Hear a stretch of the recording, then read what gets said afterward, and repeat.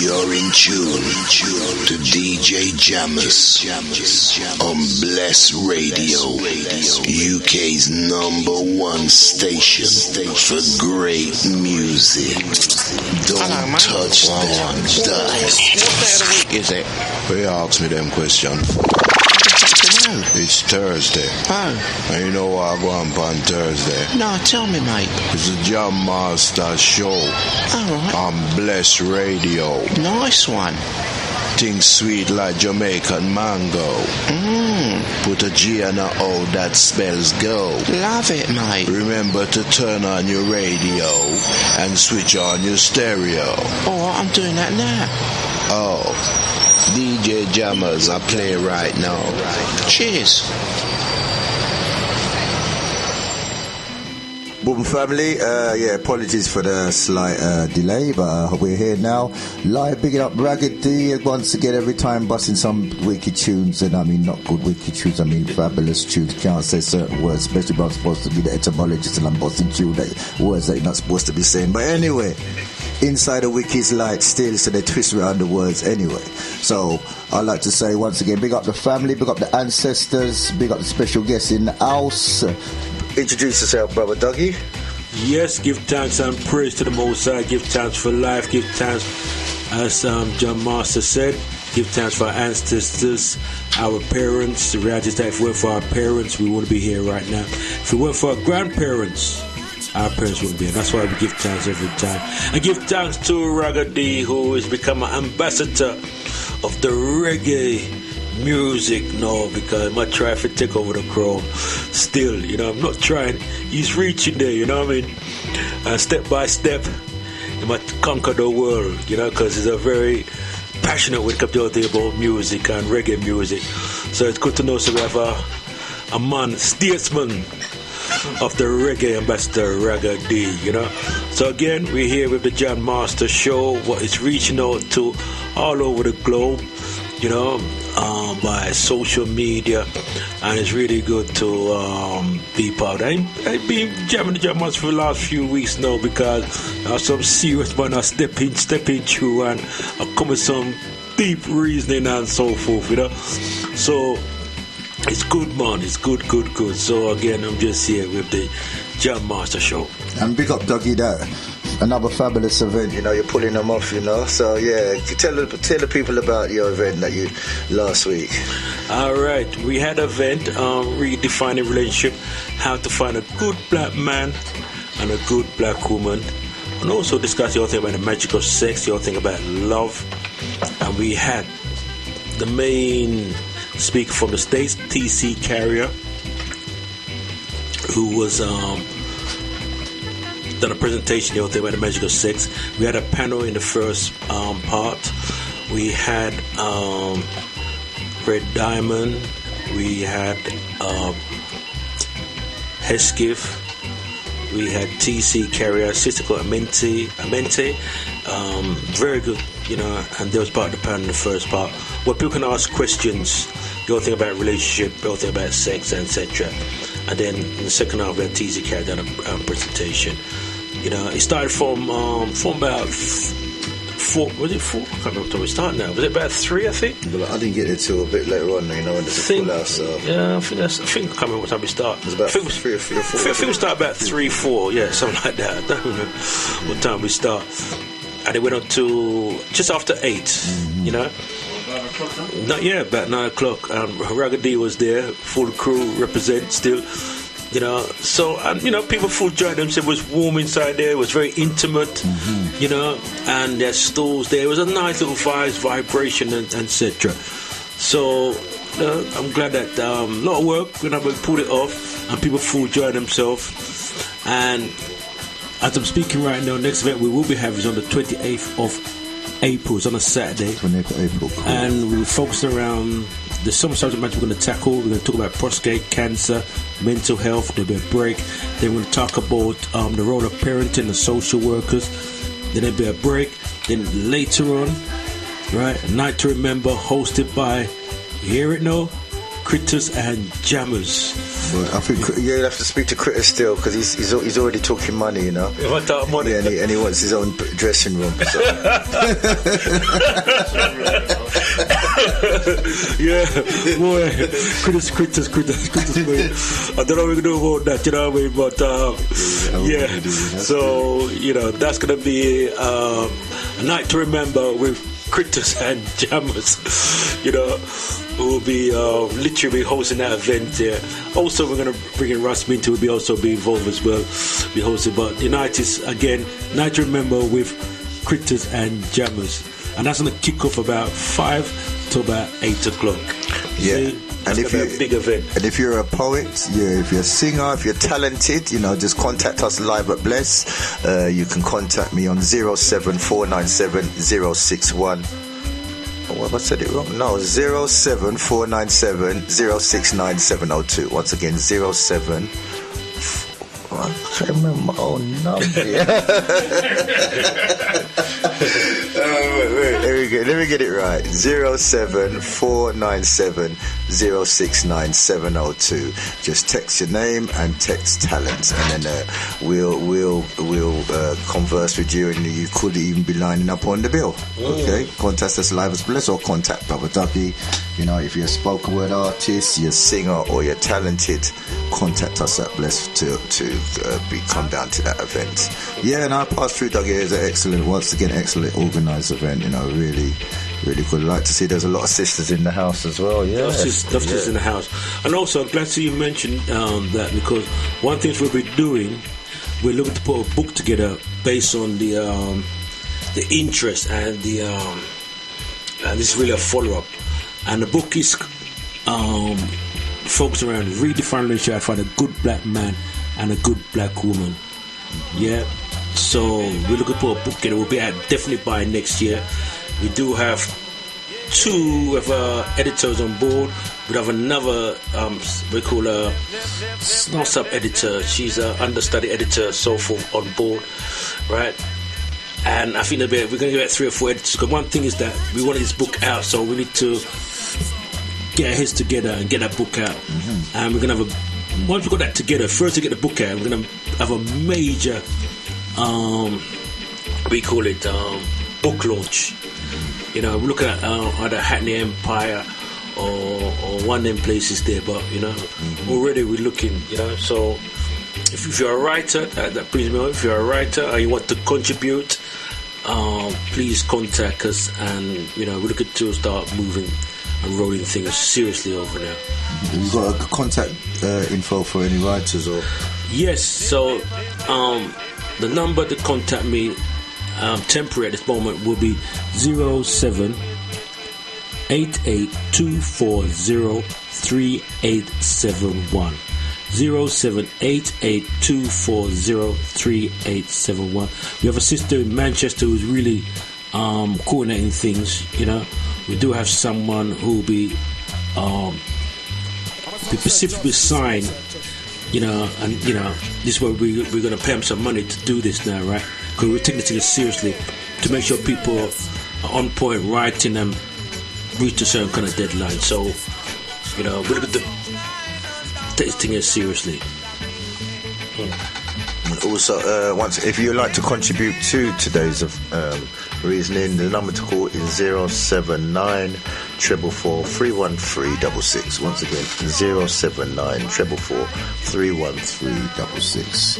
Yes, so when is that event taking place, Dougie? Your next event taking place, and where? Okay, on 28th of April is a Saturday, and it's going to be at the Park View Academy, which is on West Green Road, London, N15. The postcode, I think it's 3Q. No, the rest of the postcode. I'll read the rest of the postcode in a second. Just stay tuned to this station, you know, and you'll find out all the info. Yeah. And the time is from. We start from about 1:30, and then to about 4. They'll have a break, and then we have a night to remember, as I said, from 4 to 8, hosted by Jammers and Critters, you know. Jammers and Critters will be hosting the event, The Night to Remember. And it's going to be a spectacular event because, like I said, we can get to parties. We're going to have some fun, you know, because you know that Critters is can be a bit of a. I don't know why we bring Critters into the mix still. Because I mean, people say, yeah, bring Critters into the mix, you know, you can't leave more damn thing. And I said, well, you know, Critters theory anymore, it's like a problem and thing, but you know, I know it's Jammer's friend, but sometimes even Jammer's fool out for some reason. I don't know what the politics between them two there, you know. But anyway, we're gonna try mental Critters still. You know, but it's going to be fun. You know what I mean? Really want to make it fun. People come and chill out. And like I said, with poetry, spoken words. Yeah, really want to make it spectacular. And really, you know, want to make sure it's a full house. See? Yeah. Yeah, respect for Dougie. Okay, we're going to have a short break and then we're going to get the ball rolling. I'm breaking down the letters. Last week it was the letter A. This week I'll be breaking down the letter B, and then we'll be starting the reason that's coming up straight after the break. Boom. Yes, family. Once again, like to be thankful for the ancestors here today, and hopefully I can give you some inspiration, you know, so that your life levels and your potential will increase, even if it's by 10% a day, you know, then you'll be able to move up towards your full potential. What I've been doing week by week, started it last week, I've been discussing the alphabet, the hieroglyph, and the Medu Neter. So last week I touched on the letter A. Today we're going to talk about the letter B, and so let's get with it. Basically, we in school we learn education. Education is actually means ducate, comes from the duke's money. So basically you're being trained to be the duke's wealth. You know, that's why they call you talented. So when you go to school, you go to school to perform instructions, and the better you can perform the instructions, the higher the marks you get. So basically you're being trained. You know, when you get taught a lesson, that usually means punishment, you know. If your girl tells you she's going to teach you a lesson, you know, or your parents used to say, I've got to teach you a lesson, you know, that means punishment. So basically you're actually getting lesson by lesson. The rich or the elite do not get educated. They go to grammar school. They go to grammar school and they learn there's 7 arts. We're going to deal with the 3 arts are called trivium. Trivium is the liberal arts, is called the liberal arts. So when you're the elite, you go to grammar school and you learn trivium, which is the liberal arts. Liberal means to be free, liberate, you know, it means to be free. So basically when you go to grammar school, you learn how to be free. When you go to be educated, you learn how to perform instructions. So it's 2 totally different dynamics. Okay, so basically the art of being free relates to grammar. So basically we're going to go into the letter B. I'll touch a little bit about grammar, and I'll touch a little bit about the letter A for those who missed last week. So basically the first thing I want to just give you a little bit about your brain. As you heard earlier, Lala Africa was telling you, as the dynamic of having melanin, an increased potential of melanin, you've got a higher capacity to achieve a greater potential. As a human being, you have a higher potential. So whatever you see happening around you, you have the potential to achieve even greater than what is manifesting before your very eyes. So let's talk a little bit about the brain. The brain, 20% of your blood, 1/5 of your blood is devoted to supplying your brain. So 20% of your blood is used to supply your brain. The brain also burns 20% of the body's oxygen and glucose. So you can see it's a powerhouse. Your brain is a powerhouse.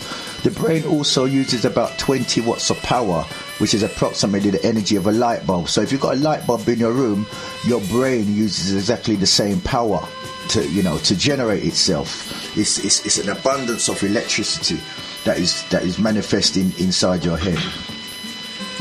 Yeah, and an important thing to know about your brain, especially when you're taking information, is you're able to memorize things more if you combine information and emotion. So, especially as a melanated people, we need emotion to process information, to memorize information, and this requirement for us, usually in schools, we're just given a bundle of cold information, books to read, you know, computers to look at with no emotion. So this is why you can find that sometimes we don't perform, you know, from as well as people who are used to can just get cold information. So this dynamic is an important part if you want to memorize something, or if you've got a child at school, they have to use emotion in order to help them memorize. And what it is, the memory creates your personal and your social identity. So your identity of a person or who you are around people relates to how you memorize things, you see. So you're bombarded with ideas and various things from society, especially your children, and the more of this that you remember is the more it creates you to identify it with. So basically anything around you, you start to identify, but it becomes part of your memory, it becomes part of who you are. So you have to be careful, and you have to sort of really have a guard to the information that you allow yourself to take in. Right. When you read, because we deal with letters, so when you read, and you recognize the characters, what you look at, it all begins with your nerve cells or neurons, which send information to the brain. So basically anything that you look at, everything that when you see when you're writing and you recognize characters, it's your nerve cells, which are called neurons, which send information to your brain, and they travel at between 300 and 400 feet per second. So every time you're looking at something, you've got these neutrons zooming around information to your brain between 300 and 400 feet per second. And remember, you're producing electricity like a light bulb. So all this is going on within you. The brain also contains about approximately 90 billion neutrons. That's right, 90 billion neutrons is inside your very head, you know. And the brain network, the network of it's like a network of communication that goes on in your head. It forms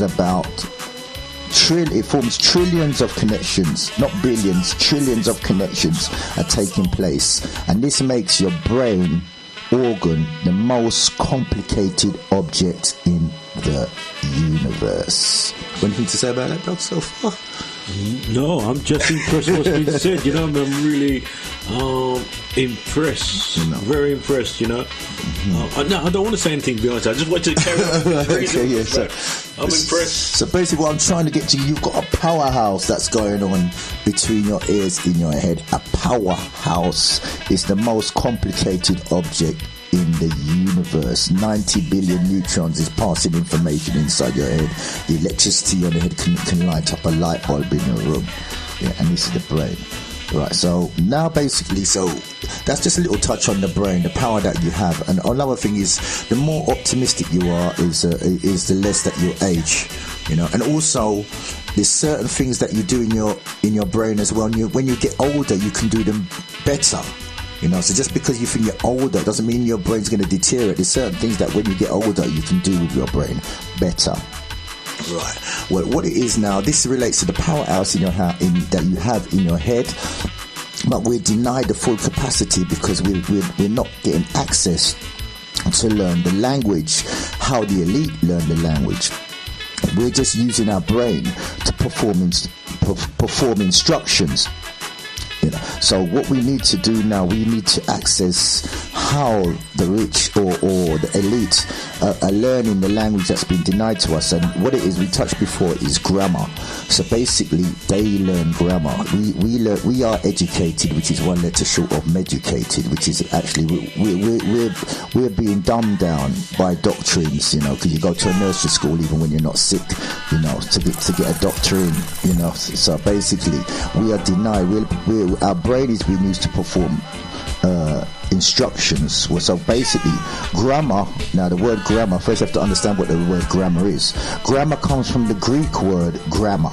The same spelling as the English word, but without the R. So the Greek grammar comes from the Greek word grammar, and it means the letter of the alphabet or a thing written. Okay. So once again, grammar comes from the Greek word gramma. It means the letter of the alphabet or thing written. This is the part that they leave out. It comes from the Greek word grammatek. Grammatek. So you know about grammar, but you don't know about grammatek. Grammatek is the art of letters.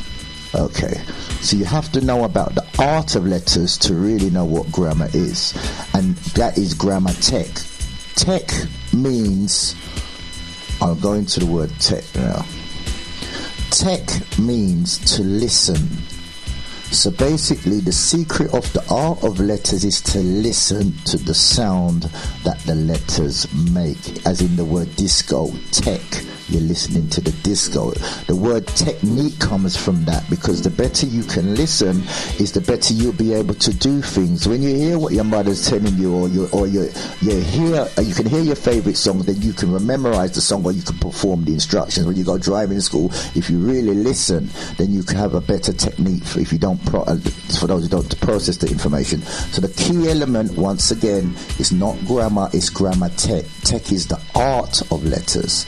So basically, we're shown that letters are instructions, but we're not shown the art of letters. The art now, the word art means to stimulate the senses. This is what art means. So basically, letters are used by the elite to stimulate you, to get you to perform instructions, to get you to perform an instruction.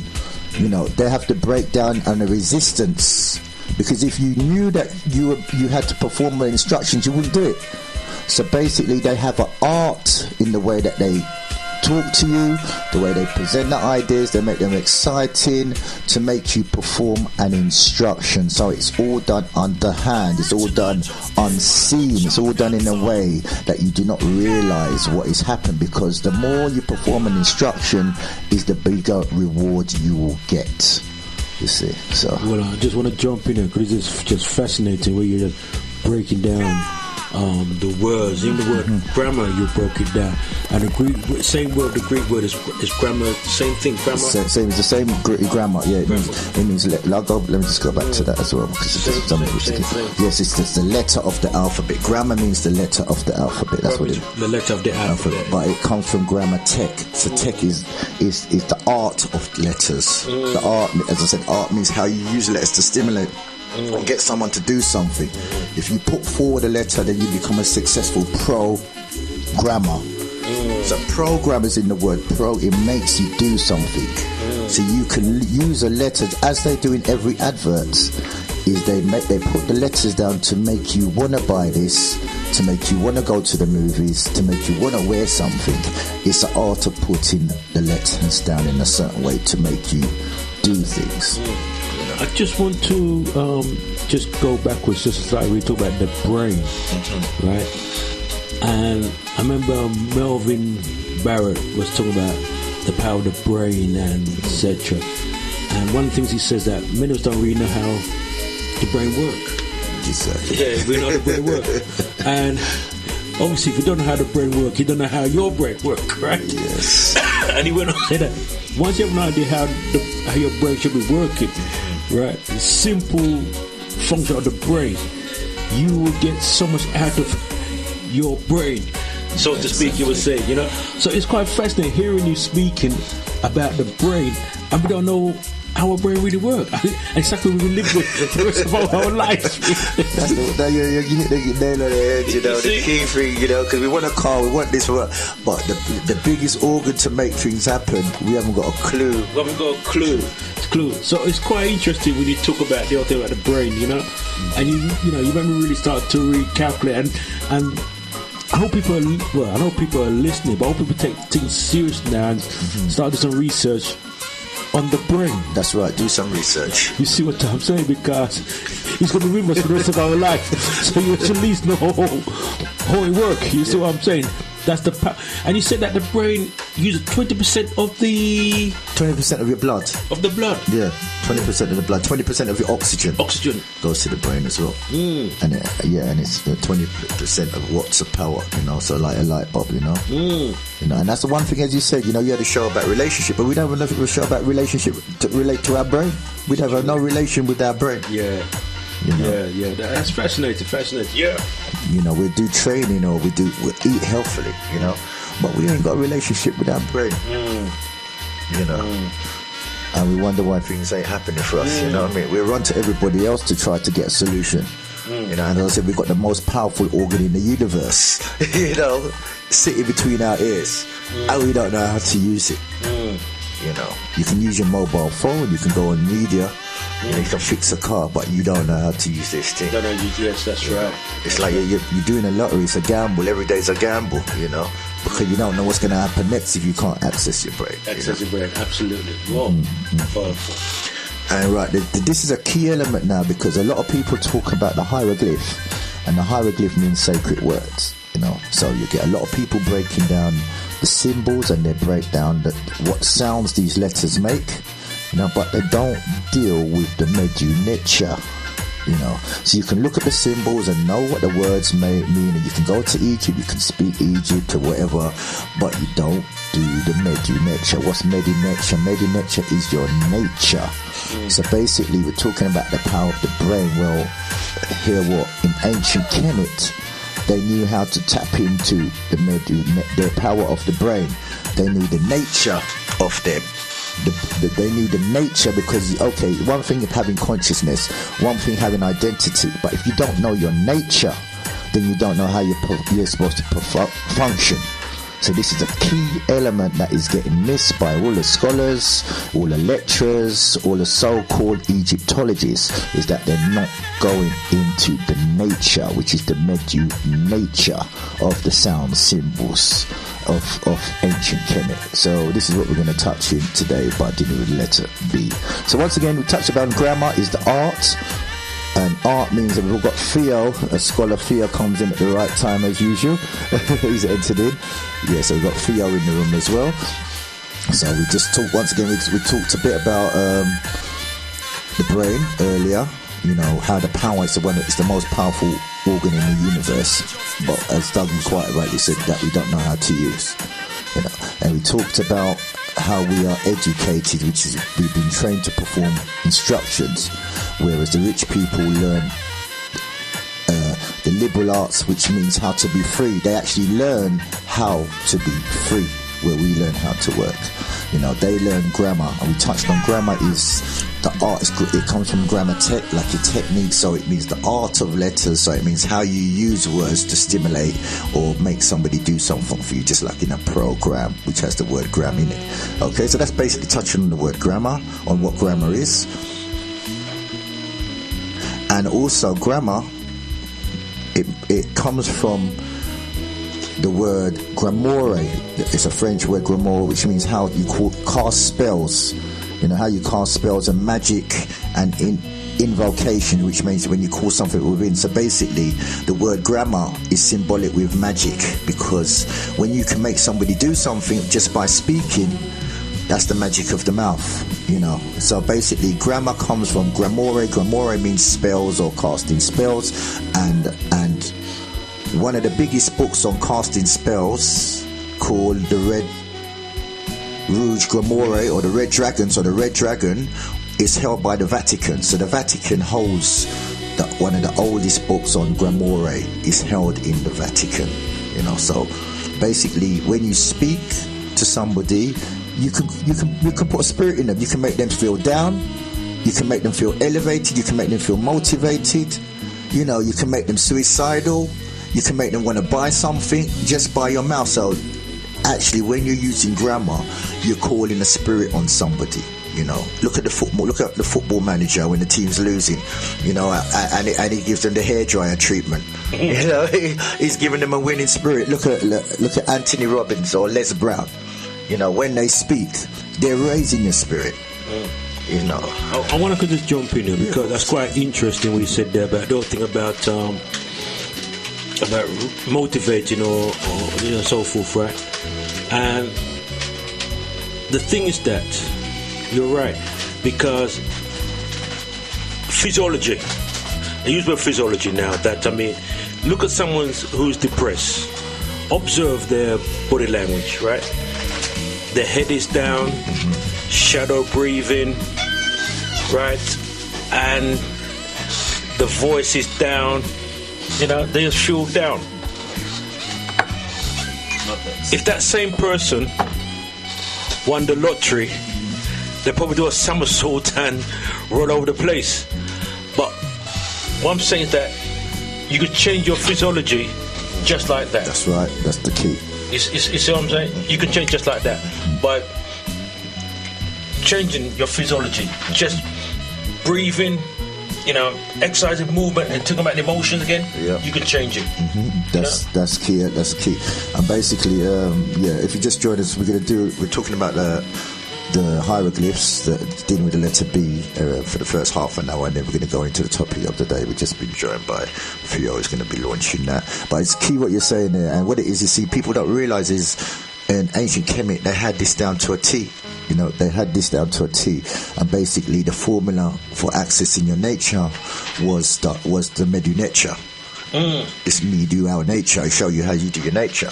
And so basically the first, I touched back on, as you said, the letter A. So the letter A is not just the letter what they use in Western society. The letter A is represented by the vulture. The vulture is showing you about the nature. So the vulture, so what it is, they use animals to because animals sometimes will show you something that you don't realize that you can do yourself. Because if you're living as a human being and you see an animal's got a different perspective, but it also has a certain element in you. So basically, the vulture, as Dougie was saying, is your breathing, is your breath. The vulture represents your creative nature, whereas the Europeans will tell you that God is somewhere in a book or some old man in the sky, so you have to wait for him to come down before you can be creative. In Kemet, they showed you that you have the creative spirit within you, because the Christians say you're the Father, so you must be the Son. So if you're the Son, you must have the same elements of the Father. So basically, you have the nature of being creative, and the vulture shows you, because what the vulture does, it takes the food takes rotting food and turns it into nutrition. And that's what we do. We can take a dead animal and use it as nutrition. So we have the power of life and death. We have the power of creativity just by our breathing. Your breathing is the first element. If you can create life by, if anybody stops breathing for about 5 minutes, then they're unable to themselves to die. 3 minutes is even less. Don't try it. Don't try it. So you have the power of creativity just by your breathing. That's the power you have. And if you can create life and death, you can create every other spirit in between. You can create laughter. You can create internally. You don't need an external signal to create it. You have the power to create any emotion internally, and it starts through your breathing. It's every emotion that you have, you change the rate how you breathe. But you say that again. That's very powerful. Yeah, every state that you have, it starts with, but you change how you breathe. That's the first signal. That's the first spark that changes your state. To cry, you have to breathe in a certain way. To have fear, you have to breathe in a certain way. To laugh, you have to breathe in a certain way. But what it is, we're not showed our nature, so we let every external element control our breathing for us. Well, that's why the breathing is very important, because you can change, as you say, you can change your state by the breath. By the breath. So some kind of breathing. Those who train as dancers, actors, and singers, everything, right? When you're nervous to go on stage, one thing you can do, control your breathing to anchor yourself, and so forth. So the breath, the breathing, something really must be able to master to change your state. Definitely. Yeah. So it's quite interesting. And the thing about it, conscious, because we got the power to be conscious of anything we want to be, but basically we're conscious of everything outside of us. Of the superstar or the footballer or money or the bills. We're not conscious, as we said. We're not conscious of the thing that operates our system, our brain. We're not conscious of the most complex organ in the universe is our brain. We're not conscious of it. We're not conscious of our creative nature. So basically, being conscious of your breathing is the first step to being conscious of how creative you are. Because you're being conscious of yourself rather than something else just by your breathing. So once you start to be conscious of your breathing, That's a level of consciousness of your creativity. So that's what the A means in relation to your nature. So today's topic is really about the letter B. So we go on to the B. The B signifies your foot. You know, what's underneath your knee is the B. So what does that signify? The hieroglyph of the B. So basically the A is your breath, the B is your foot. So basically your foot represents how you place yourself. Now how you basically your breathing comes into your body. So your creativity, which is the A, is your breath, enters your body, which is the place where. So if someone shouts fear in you, it starts with your breathing, but then your body's going to start showing signs of the fear. So basically, your body is like your suit that acts out your creative element. So if you wanna laugh, you need a body to do it, put it into action. You know, so the spirit comes through your breath, and the ability to put it out is through your body. And you can also manipulate your body, just like you can manipulate your creative energy of your breathing. You can manipulate your body to stand like a powerhouse, you know, to stand like a superstar, you know, or to lean like you're gonna rock yourself down. So you have the power to put this spirit into action through how you breathe and how you stand. But it comes back again, the whole thing about physiology. You remember I said you can change your state of mind by physiology. So for example, remember we said earlier on, I said that observe someone who's depressed, right? Shadow breathing, the head is down, you know, observe their body language, you know? So that's that same person who won the lottery, right? They probably do a somersault. Yeah. I'm sure happy and jump, and then depressed, happy. Yeah. So you can change your state just like that by physiology, by using the breath. That's right. You know, and the state. by movement, and change your state of what? Change your state by movement and feeling good, feeling happy. So those who exercise, do physical activity, they change their emotion, they change their physiology, and they feel good about themselves. See? And the problem with this, what Brother Douglas just said, is the lottery win. Is because it's all external. These people are all externalize everything. They need an artificial stimulate to stimulate this. But the thing is, from highly melanated people, we have the power to put the spirit into action ourselves. So all the lottery win, you don't need a lottery win. You can start doing somersaults just by creating that spirit within you. This is what you call real magic. You know, you just by your breathing and how you're conscious of your breathing, conscious of how you stand. And remember, a place is a particular position that you take. So when you stand in a certain way, you stand, it signifies your rank or how you feel about yourself. Also, the Medu nature, you can see somebody else's nature. It shows you how to see the unseen. That's another thing it does, because if you look at a person and you start to see how they're breathing, then you can see what their spirit is by their breathing. When you look at somebody and see how they're standing, you can see how they feel about themselves. So it's the power to see the unseen and generate the unseen in your being. You know, so basically how you stand as well sends out an energy to everybody in the room. You know, if you walk with your shoulders down, you're sending out an energy. People get robbed because they look like easy targets, the way they walk. It's the energy they're generating. They generate and so forth, right? Right. Yeah. So once again, when you stand, you put yourself in a certain place, you're setting yourself in a certain way, just how you stand. You know, and then you're showing other people what you think about yourself just by how you stand. You know, so absolutely. So you're already not going to get the girl because the way you walked in the room. That's right. But if you're going in that room, stand a certain kind of way, I am the man. Easy, Nagagi? Yeah. I am you're going to create that kind of vibration. Right. You can feel the vibration, energy.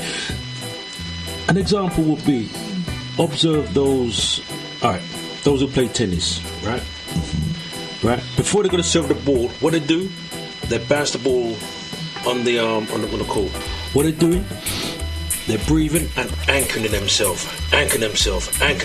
So what they do, just anchor themselves. That's why we talk about rituals. Rituals, you know, breathing, exercise, whatever the case may be, meditation, to anchor yourself so you feel a certain kind of way. So you attract that positive energy to you. And what you touched about is rituals and habit formation. That's the other aspect of the letter A, because the letter A, as I said, it signifies your creative nature, that you can take, you can consume death, like you'll eat a dead whatever, or a hamburger that ain't saying nothing, a dead chicken, and you create a life out of it, basically. So basically, the vulture signifies your creativity nature, but then the A also is represented by the bull. The bull is your spirit, so you can create a spirit through your creative nature. And how you do that is when you, as Dougie said, when you repeat something, it becomes. When you repeat something, you're exercising something, just like they do in the movies when you see the priest exercising some demon. Exercising means when you're calling out your body to do a behavior again. So basically, if you want to bring a spirit of happiness, the more that you do it, you bring it into existence, and that's what the bull represents. If you look at how they teach you spelling, they make you do over and over again, or how you learn driving is something that you do in a repetitive nature. So that's it. When you repeat something, it tells your body to do it again and again. They call it the subconscious, but I call it innocence, because you have an innocence that will do anything you want it to do. Everybody's got this ability to create life or death, basically. And to have that, you have to have this innocence that will do anything you want it to do. But that's the problem, because if you pick up a cigarette, you've told your innocence to do it again the next day. So basically you have this innocence that will do anything you want, but it's innocent. People call it the subconscious, but it's your innocence, and it's basically you have a device in you that anything that you want it to do, it will do it again and again and again. But the problem is if you're doing it from manifesting it internally into existence, but most of us are trained, through, as I said, education, to let somebody else pull it into existence. But just quickly on that's why it's very important to program the innocent, as you said, when we're talking about the subconscious, because an example would be if you watch a horror movie, right, even though it's not real, you get frightened, because that shows you how vulnerable our mind is, right? So, because it doesn't know difference. You see what I'm saying? It doesn't know no difference, right? So that's why it's important to safeguard your mind and program your mind. That's why they say that you must at least spend half an hour, reading positive book or listening to positive things. Just do something positive every single day to reprogram your mind. Because every successful person or self-made millionaire, what they're doing, there's a secret, there's a clue there. They've reprogrammed their mind. I was listening on YouTube today where Barack Obama, the first thing he does in the morning, right, is exercise for about 45 minutes, then have a healthy breakfast. Doesn't read nothing, don't get involved in newspaper, nothing negative. We don't want that to distract his mind, and does a little meditation. So ritual, what's that ritual for? Reprogram his mind. Les Brown, read every single day. Anthony Robbins, all these individuals. There's rituals they do to reprogram their mind. And as you said, program, basically what we said as well, once again, the brain is the most powerful device and complex device in the universe. It has 90 billion neutrons and a trillion network of networks. So basically what we said, the brain works through memorizing. What you remember becomes your identity, your personal identity and your social identity. So if you're trained not to be conscious of your breathing on how you stand, then you're not going to memorize anything that you can do for yourself. You're not going to program yourself if you if you're not conscious of yourself. And this society has trained you to be conscious of everything other than yourself. Remember, what you memorize is what you identify with, and what you identify with is what you become. So we're talking about the letter B. Once again, it's how you stand, is how you place yourself. Place comes from the Greek word placia hodos, which means broad way. Basically, once you stand in a certain way, that's the way things will happen to you. You know, so how you stand, how you breathe is the power that you have to create an environment around you. You know, that you can be the powerhouse that controls the environment around you. It's all about being conscious of the real powerhouse, which is you. You know, so how can we live our whole life and not know how our brain works?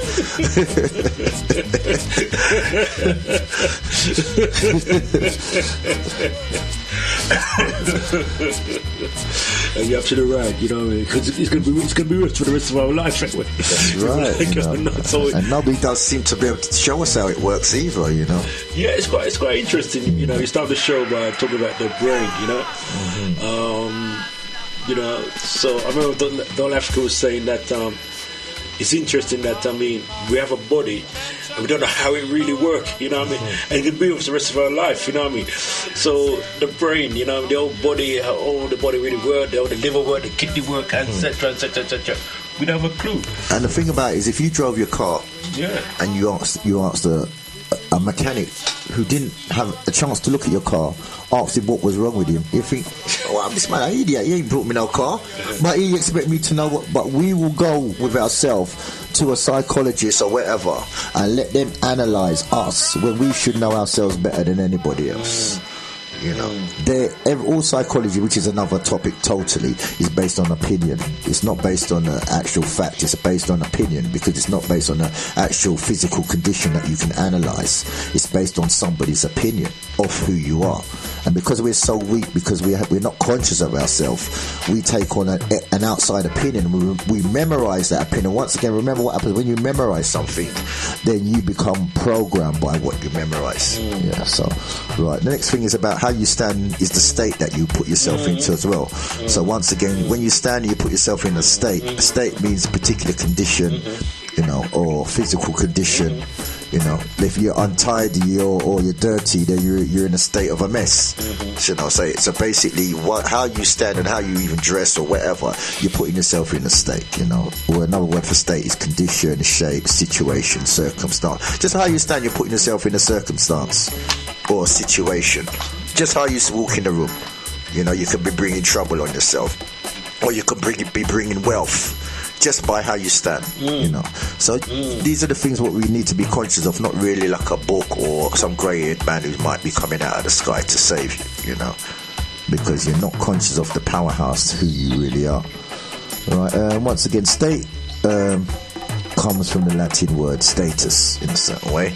So how you stand as well, you know, it's a lot of people who are confident or whatever. You'll see them walking in a certain way, like, you know, Muhammad Ali or Messi or whatever, or, you know, the boxers especially. You know, anybody who's confident, they've got a swagger about them, you know. People like to weaken your swagger by calling it ego, you know.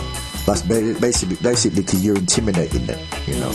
And ego means he's going to go away because he's got his swagger, you know. So, you know, this is what we, you know, once you know that your brain is the most powerful organ in the universe, of course you're going to have an ego. You know what I mean? It's not bad to feel good about yourself, you know. It's not. That's the first step to generating your self-defining reality. You know, if you don't feel good, nobody buys clothes because the clothes look bad. You know, they buy clothes because the clothes make them feel good. They buy a car, they go out with a girl. So, but you yourself mustn't feel too good about yourself because they say you got an ego. But you do everything else around you to give yourself a feeling of being confident. But the minute you put yourself up as something, they say you got an ego. You know, so it's quite interesting. You mentioned that, Jammers, you know, and I don't want to go astray still, right? But in terms of ego, that a conversation, and one of the reasons is that why the question was asked, why would you call your partner queen, right? And the argument was that she's not your queen, she's not a queen, and so I said to myself, well, if she deserves, she's my double, I'm rapping with her, you know, right? I'm rapping with her, she's washed, cooked, clean for me and do certain things, and she's, you know, she's going the path of consciousness and on a certain kind of vibration, right? I should, you know, personally speaking, I should call her my queen. And the reason why I will call her my queen, because words are powerful. You know, calling your partner the queen, right, lifts her up. And if I deserve to call the king, you know, push up my chest and my ego, and I feel good. You see what I'm saying? Yeah, because you know, as we said, our brain works by information and emotion. You know, so if you're using a word that you don't really know to describe your partner, you're giving them information, but you're not giving them no emotion. You know? Hold on, say that again. So that's powerful. Go on, say that again. Remember, your brain works by information. Plus emotion. Yeah. You know, so if you're giving your partner information and you're not giving them no emotion, you know, you're not going to be stimulating them. Because there's a thing what we don't get right. It's called, the Greek word is chronos, and chronos means the moment, the right moment. You could do it. Oh, sorry, it's called Kairos. Yeah, Kairos. So basically, Kairos means, and this is with the queens, and this is where the men get it wrong, because if you do things in the right moment with the momentum, then you're doing it at the right time.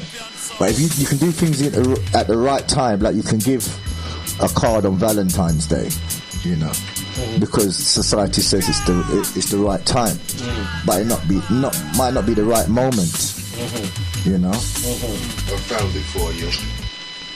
Just like the men who are making love to the women, it might be the right time, but it might not be the right moment for the woman to achieve her highest state. You know, so it's all about the moment, not the time. You know, so, and the moment is emotion. The time is information. You know, but you have to have the right emotion. You know, to be compatible with, to have the right feeling. Theo, you ready? Yeah, it's on. Is that working? Yeah, it's working. Yes. Is that working? Yep. I can't hear anything. I just wanted to help you out here. So, because it's the second time you've come up with this Chronos. So I just went flicking through my things because I had this thing written down. This is just for you, right? So it's Kairos, Kairos. And it breaks down as the perfect, delicate, crucial moment, the fleeting rightness of time and place that create the opportune atmosphere for action, word, or movement. I describe it as somebody who can dance or someone who can't dance. You know, someone who does it naturally with the feeling, and someone who's got the steps but it still don't look right. You know. So that's how I would say that. Yeah, rhythm. That's it. Rhythm, vibration. You know. So that's what it's about. It's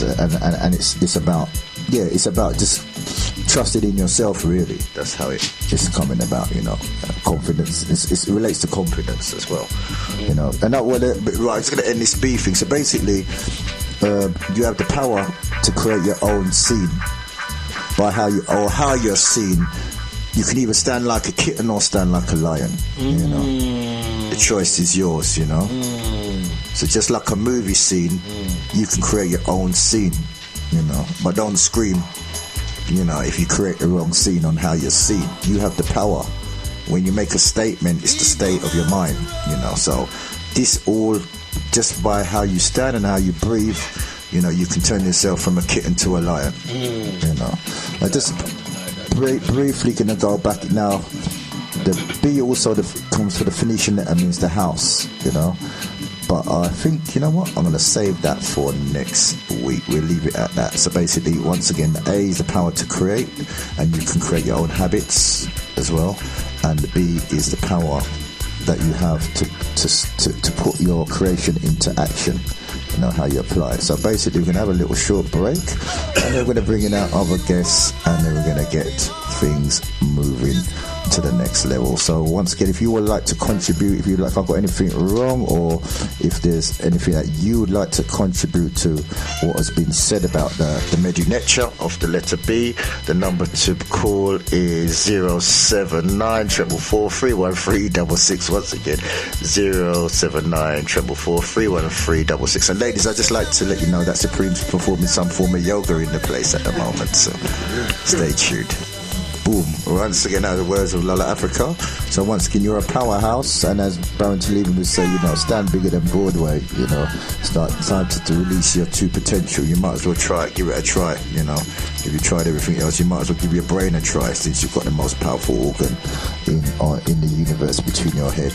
So basically, once every week we're going to be touching on the Medunecha, which is really how to access your nature, who you really are, because you can't really be who you are if you don't know your nature. So basically, now we're moving on to the next level. But Dougie, was it something to mention about Blacker Dread? Was it on TV? Oh yes, no, I was just saying to Raga, because Raga said he watched it, and it's interesting because watching it, I think what stand out for me, his son, excuse me, that his son, when he was in the here in England, here in the UK, that the son was some kind of troublemaker, right? And he wasn't performing, and he wasn't doing this and whatever. There's a name to call him, right? The name to call those people who just give problems. Is that they call him? Yeah. Sorry. What they call? I never catch the name. It's a form of attention deficiency. Is it AD? ADH or AD. Sorry? What was the person's characteristics of behaviour? I don't know. Who's just up and down, just being. They say he was being rude, but what the mum was saying that. Right, yeah, he was rude, but he had a lot of energy. And like most boisterous boys, had a lot of energy. Anyway, when he went to Jamaica now, it so happens that he's got a top mark in his class. Pure A's and B's, understand, yeah? Am I right saying that, Sabri? Just pure top mark. So, what am I saying is, well, it's a good thing about him in Jamaica. Because Father concerned, this boy he's trouble, he's rude, and yeah, there was a little bit of rudeness in him, right? But boisterous, yeah, it's a boy child, you know what I mean? Right? Now he's got a top mark, bright like everything. But that's what stick out to me, because that shows you that, well, what someone was saying as well, that the boy was saying that, difference is that the teachers there, they care. They really care. There's between caring and teaching. They really care. So that really stuck out. And there's also a difference between having energy and not having energy, because we have a high level of energy called emotion, and when they encounter it, who haven't got that, they get intimidated. That's why a lot of us, end up in a mental institution or whatever, or get into problems because we have a lot of energy, and when somebody doesn't have that amount of energy encounters you waving your arms, they feel that they're going to be punched down to the ground. So this is another problem that we have, is that they cannot analyse us. Okay then. Energy. All right then. But I think do the hormones kicked in, and there's a lot, and boys at that age are very boisterous, and like run that fun, and that's natural. That's how you control that, and and that, and you said the word energy as well. I can see where you come from saying that. But yeah, I watched was it Being Blacker? Monday, I think it was Monday. Where I was watching it, and I enjoyed it. Yeah. Definitely enjoyed it. I know Supreme was watching it as well. I know Theo was watching it as well. But I definitely enjoyed it. How did it portray Blacker then? Did it give him a good? Oh yeah. Put him in a good light. Yeah. I mean, obviously, it's his journey, really. His journey. The start of his mum, the funeral, and his mum was his rock. Take us back when he come from Jamaica as an early boy. Didn't like being here. He just wanted to go back to Jamaica. Obviously, he had some challenges. He went to prison I think the first time he went to prison for about 2 years, or nearly 2 years, something like that. Some money laundering, and again, that's another story, because I think he was helping out some people, and they just, anyway, the bottom line that, he went to prison. He was really cut up about that, his family. what's interesting again, the family, because you see that his family are very tight. The other thing about his daughter got married, and it bring a lot of joy to him. Also, to mention that his son was murdered. Was a bypass drive shooting or something that happened. Yeah. So I mean, it reflects, about him, being here, living in Brixton. I know that a lot of people can relate to his what he's been through, as many people. And what I like about it, he talked about, the experience and the racism he experienced here as well. He never felt belong here. Right. What about you, Supreme? What did you get from that?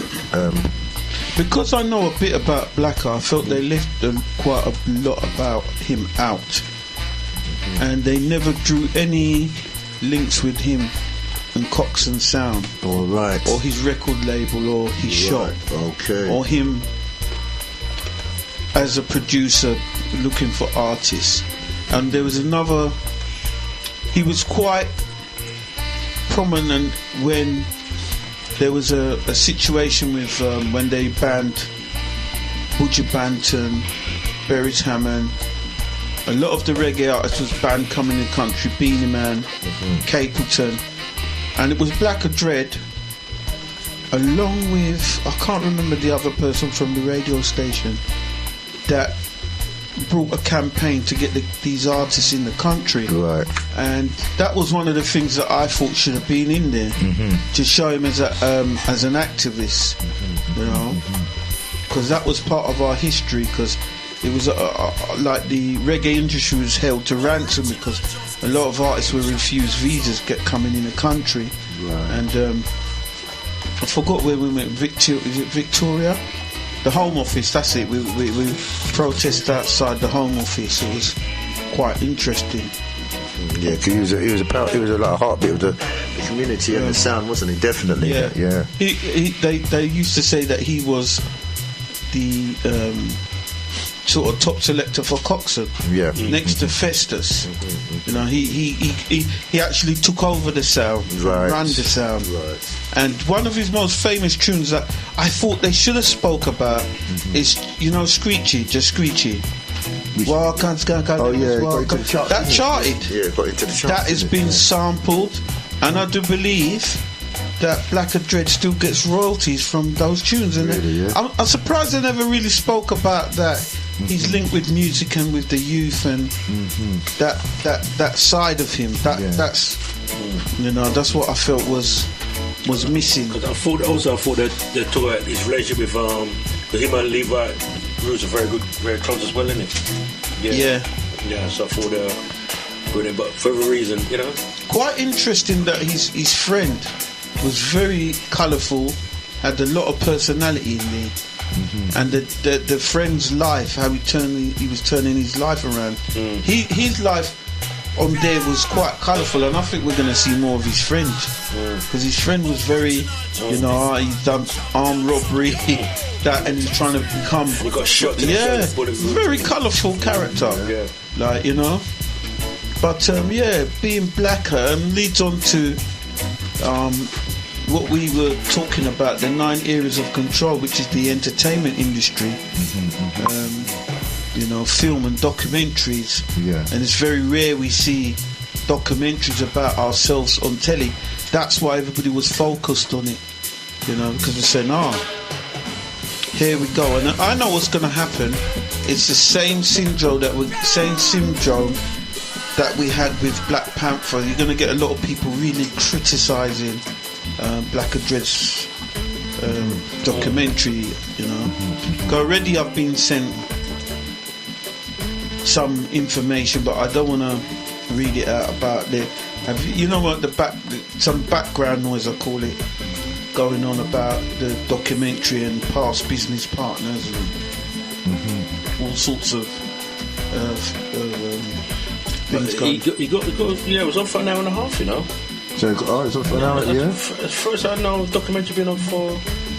Well, the interesting thing that I found, that they actually had a screening in the cinema before it went on television. And I'm scratching my head. Normally it doesn't work like that, but for some reason they had a screening at Rio, and I had the screening in Brixton. So whoever's doing the documentary seems like they were touring the documentary. Really, yeah. And it's another thing this leads on to the 9 areas of control. And anyone who's in the reggae industry will vouch for this, that I'm saying is true. All of the documentaries about reggae industry are not made by us. They're Brazilians, Australians, Germans, Italians. You know what I mean? It would be every other race will be doing documentaries about us, but we can't tell our story. It's very weird how I see that. We say all the documentaries. Most of the all the reggae documentaries that I've seen, barring Menelik's Lovers Rock, but most of them are Brazilian. They're of other races, because reggae industry is more popular out in Europe now than in Britain. You know.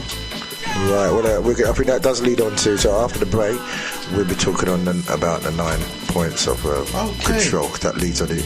And we'll end this one by playing Black Agent's Walk and Skate.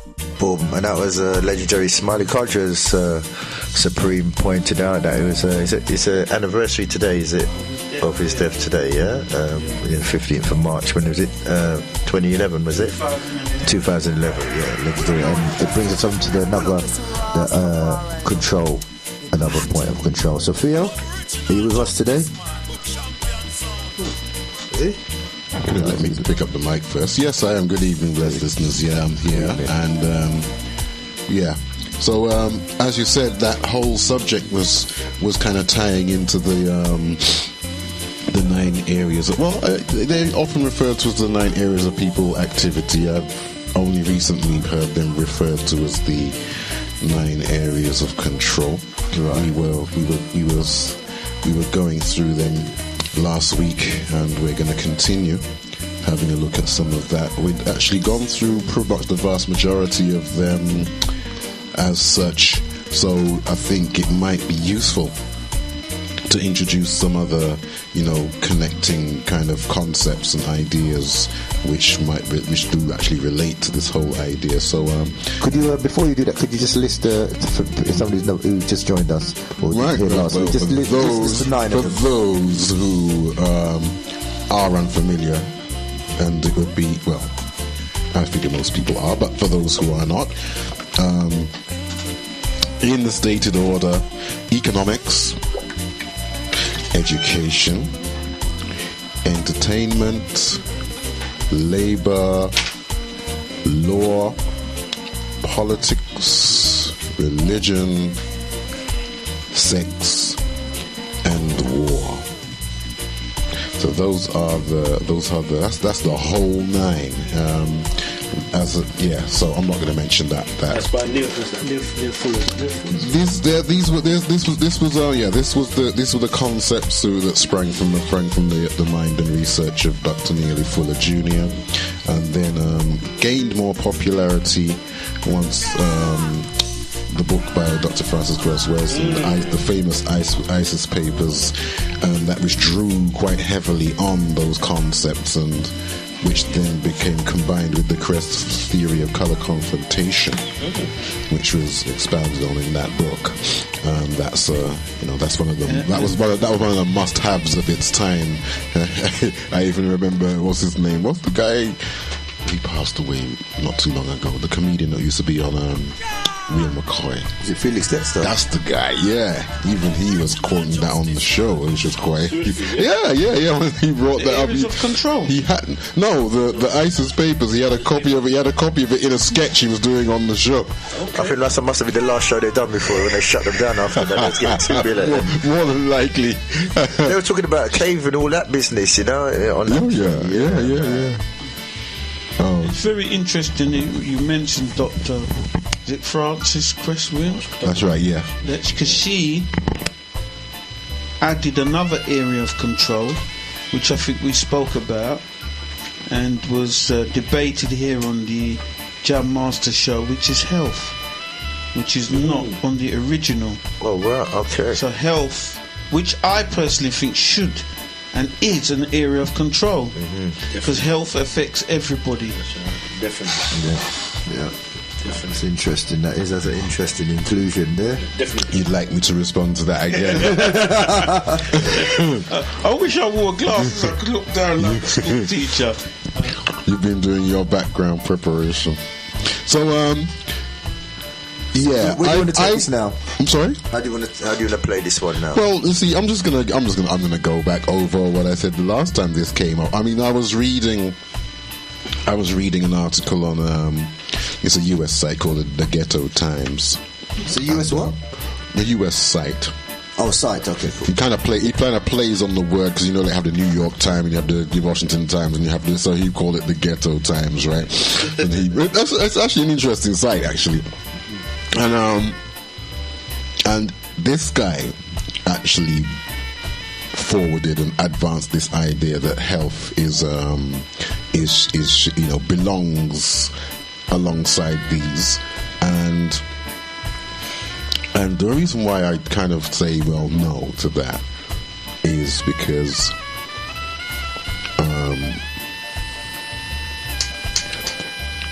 health is a state of being, and in that sense, once we go through how, or picking up from last week when Shen and I and yourself was here, and we was going through that towards the end of it, and we got all the way to war. And I'm just going to try and go through it quickly so that Supreme can come back in and give more justification to his idea. And but the war itself, you know, is to be kind of like looked at from another angle rather than just the whole, you know, slings and arrows and what have you, and military capability. The war itself really involves every single other one of these areas of activity in terms of what it does. And if you really, and when you look a little bit more with a little bit more kind of focus on that, then you see that the health aspect of it is very much impacted on how one interacts with this whole conceptual reality that people like to call white supremacy, and another idea I don't necessarily subscribe to. But then all of that, if you look at it, those aspects, the economics, the education, the entertainment, all of those things are going to necessarily impact on health. Of course, counter-war comes up after war, and there's things you can do and should do, really, to promote good health whilst operating within a regime of white domination, which then sets the precedent for these things that you're going to encounter in every single other area of what we're calling control these days, which originally began as being people activity. So that's what I was more or less saying about it.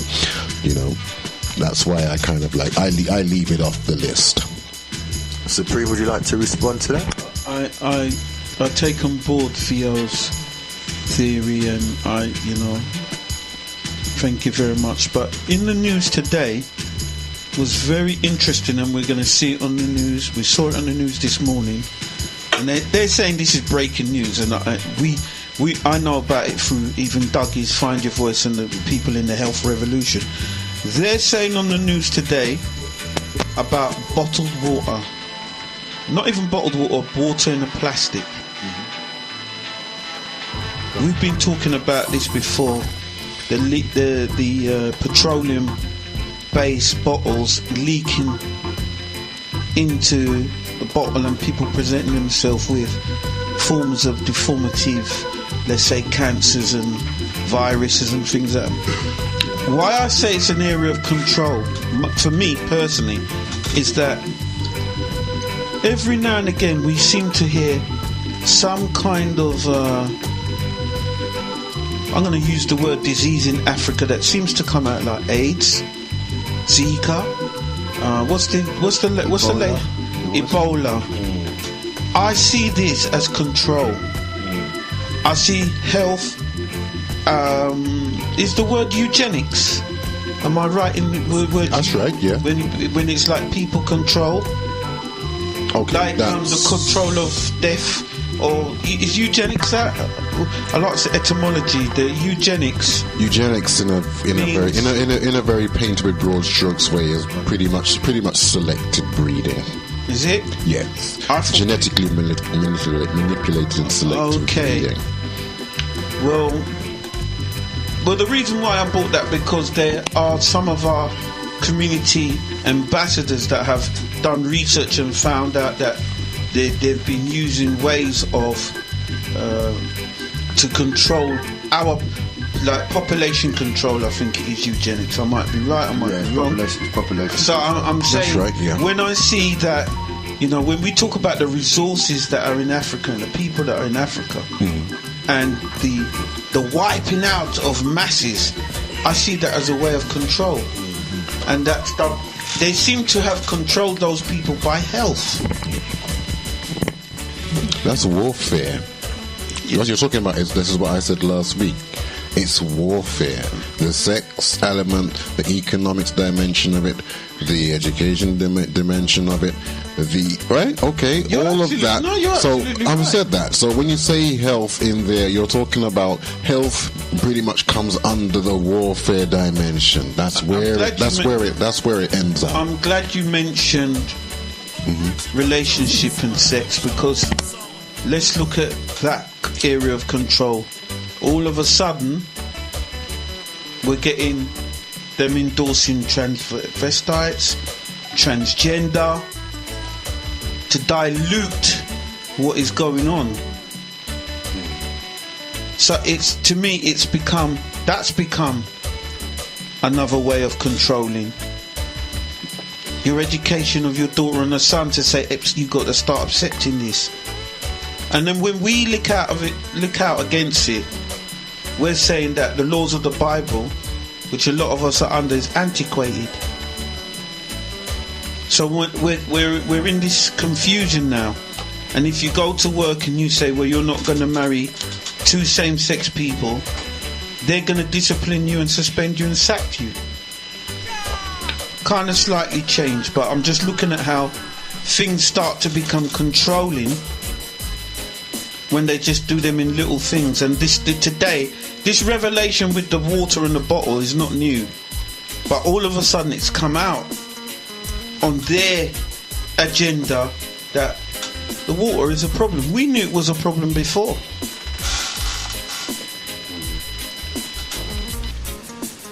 Yeah, and as you said, the timing of it's probably come out just because they want to direct you somewhere else. Yeah.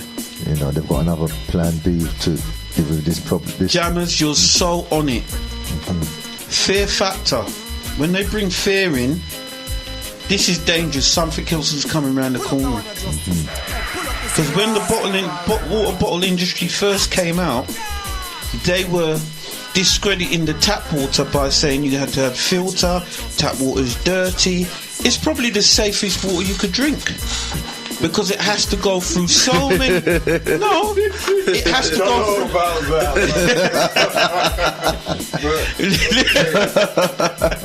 through. No, you was talking about psychology, which is quite interesting. If you mention something over and over and over and over again, that's dirty, it's dirty, it's dirty, it's dirty, it's dirty. That's controlling your cognitive and the way you're thinking. So there's people that's probably born in the last 10 years that's never drank tap water. Everything is bottled. What happened with Pepsi? Did you know the story of Pepsi? No, what is that? Pepsi brought out their own bottled water called D something or the other. They found out it was tap water.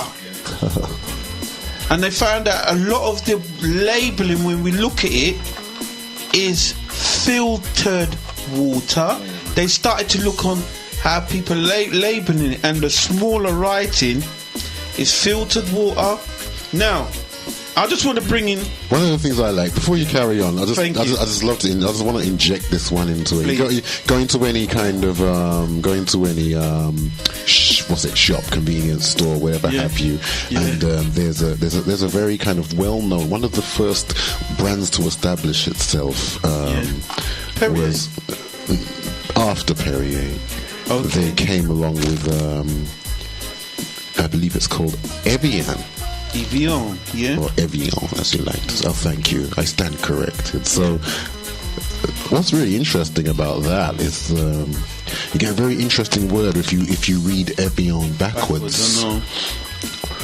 Jammers loves this. He's about to write it down. I thought you'd have told us this by now, Jammers. The human computer. Okay.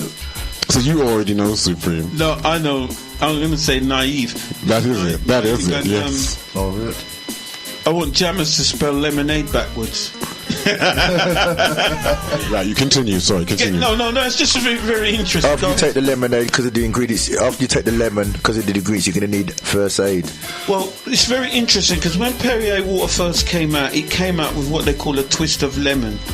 It was bottled water was going for the elite people, the posher, the higher end of the market, where it was in a green bottle, if I'm right. Yes, it is. It's a green bottle and it has lemon in it. The reason why it's got lemon in it is that they say that, and if you do boxing, more time when you have lemon is to cut into the grease in your body. Make it, Yeah. What do you wash your plates up with? It's got to have lemon in it, believe it or not. So the Perrier water was Perrier water with a twist of lemon. I think it's Lord Perrier or something like that. But what was happening, the fizzy drinks industry was struggling. And while it was struggling, they were realising that some people realised that bottled water was a market.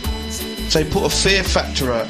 Now, why I say that, if you go into your market and look at certain bottles and they say spring water, half of these places don't have springs, half of these places don't even have mountains. But you will see a mountain on the bottle. You will see that look of, yes, this is natural, but you go and read it. You go and read where the source, because if you read a bottle of water properly, it will say filtered at source, or what the process it's gone through. One of the top waters at the moment, I might be right or wrong, is a water called Saka.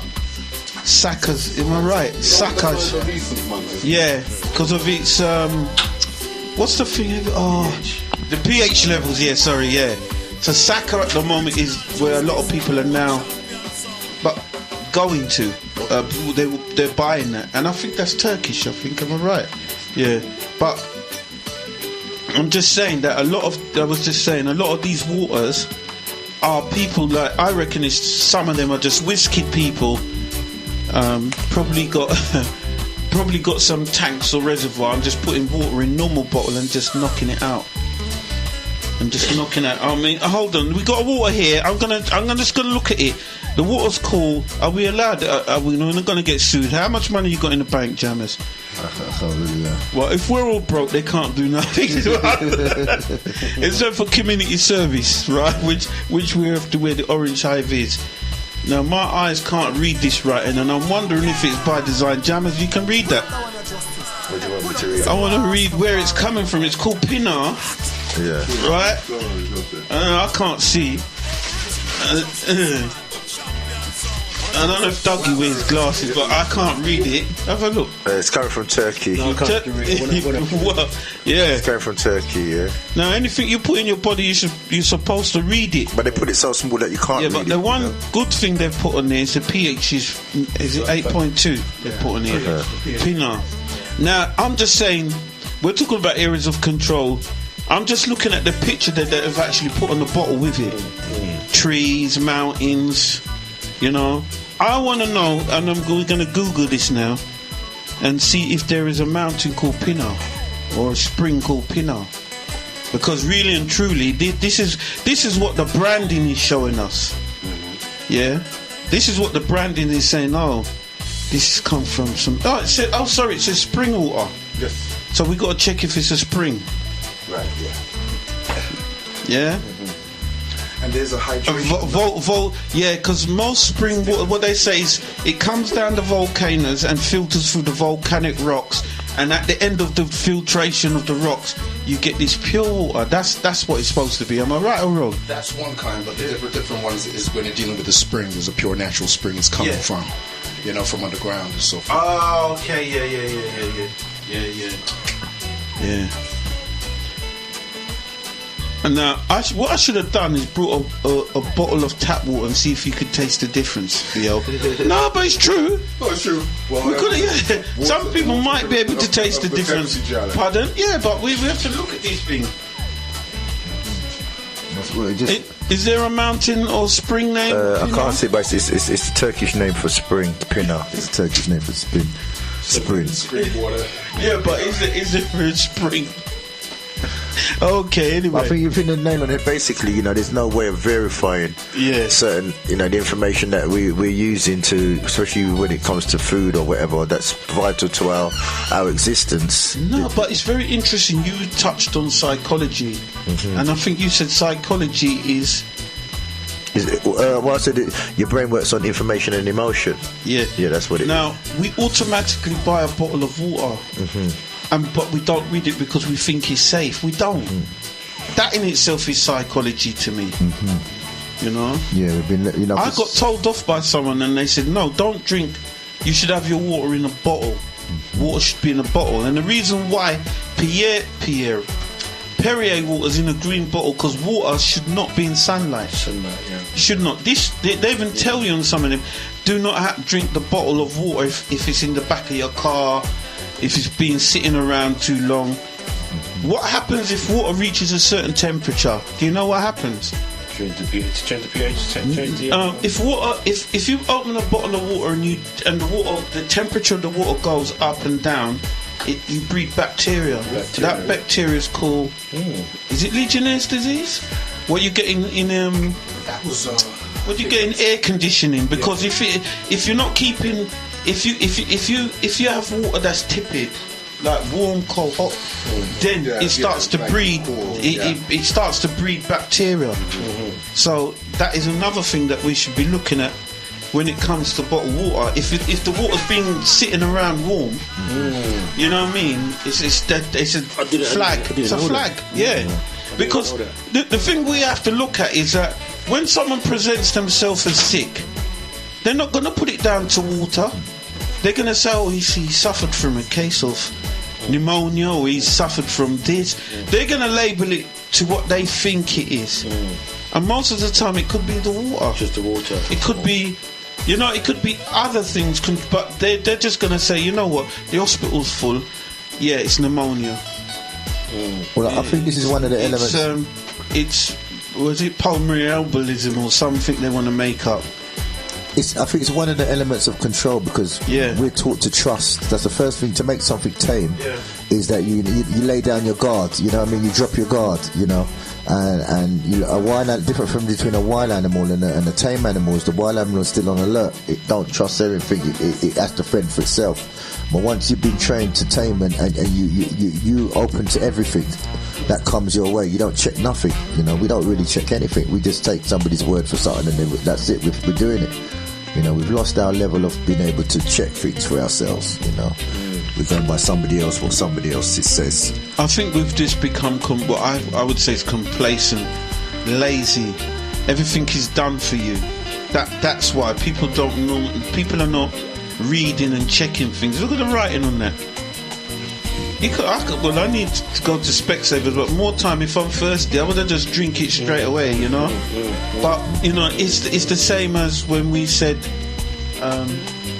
when we talk about branding and people say the word Coca-Cola, and Pepsi, and these are just names, right? But anytime somebody gives you a drink, they always call Pepsi Coke. You want a glass of Coke and they bring Pepsi.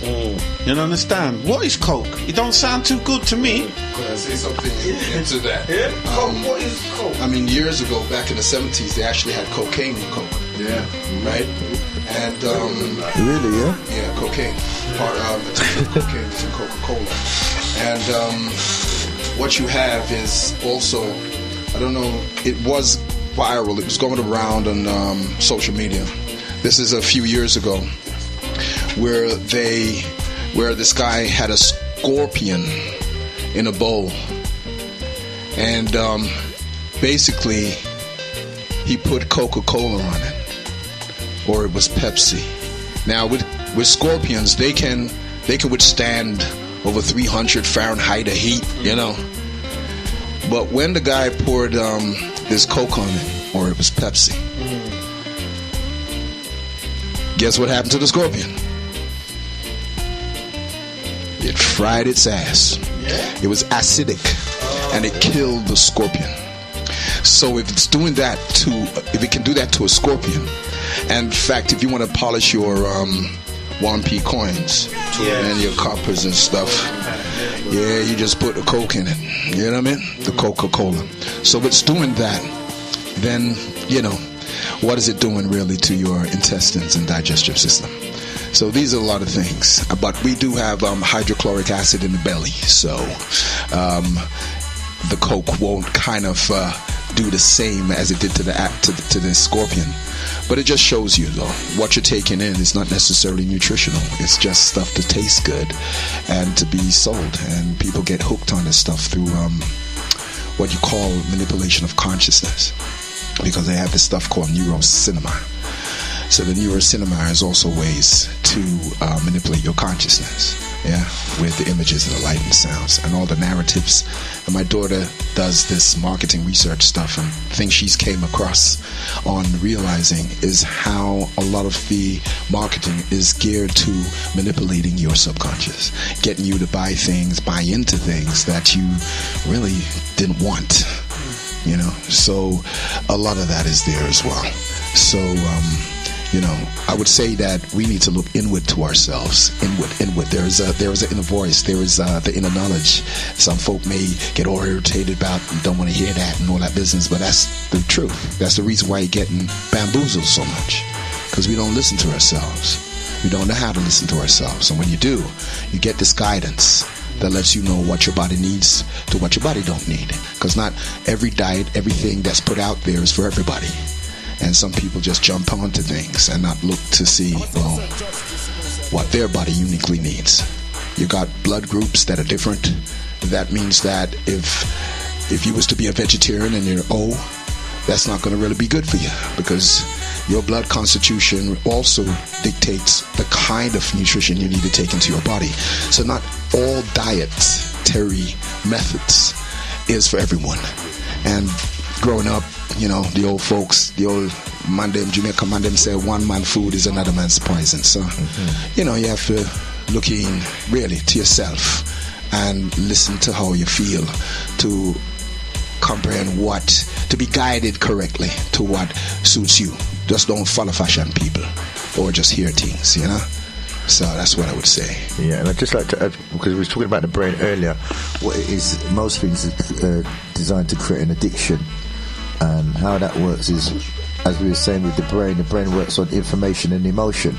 So basically, when you're watching all these adverts, it's giving you information and emotion, and then it becomes a part of your memory. It becomes a part of your memory, and then you start to identify with this Coke and Coke tin and McDonald's, because it's created a memory for you. It's created an artificial memory of feeling great before you even had this thing. So when you try to walk past the shop, you've got memories of this food and how fantastic it is. Then you just find yourself moving towards it.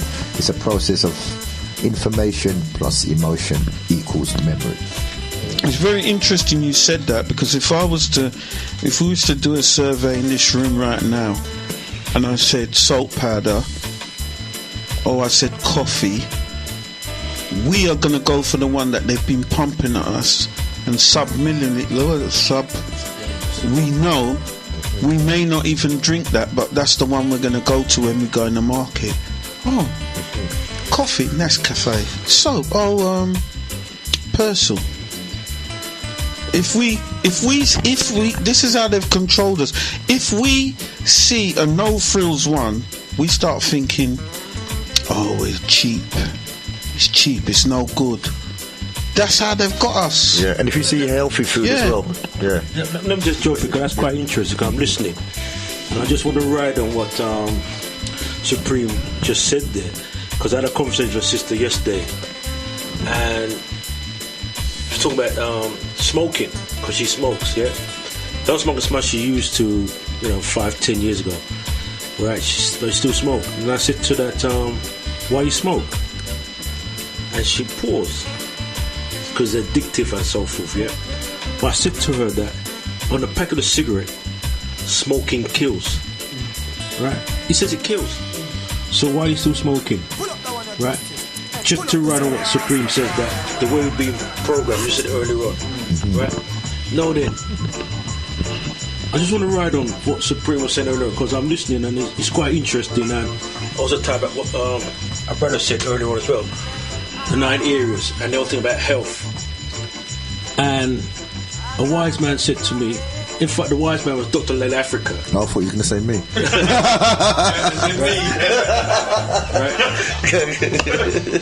Right?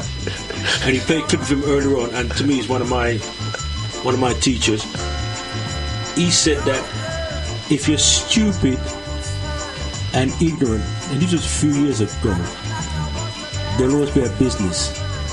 Then he went on and said, intelligence rules the world.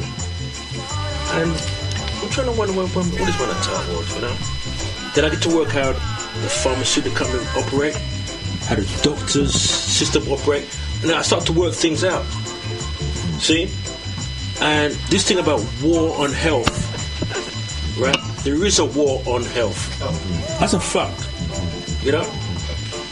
And we talked about this on the show some time ago, and we talked about it many times. Cancer is a business. It's a business, right? I don't want to go too much into it, but we got to stand that there is a war on health. For you to be healthy, it's not business for them.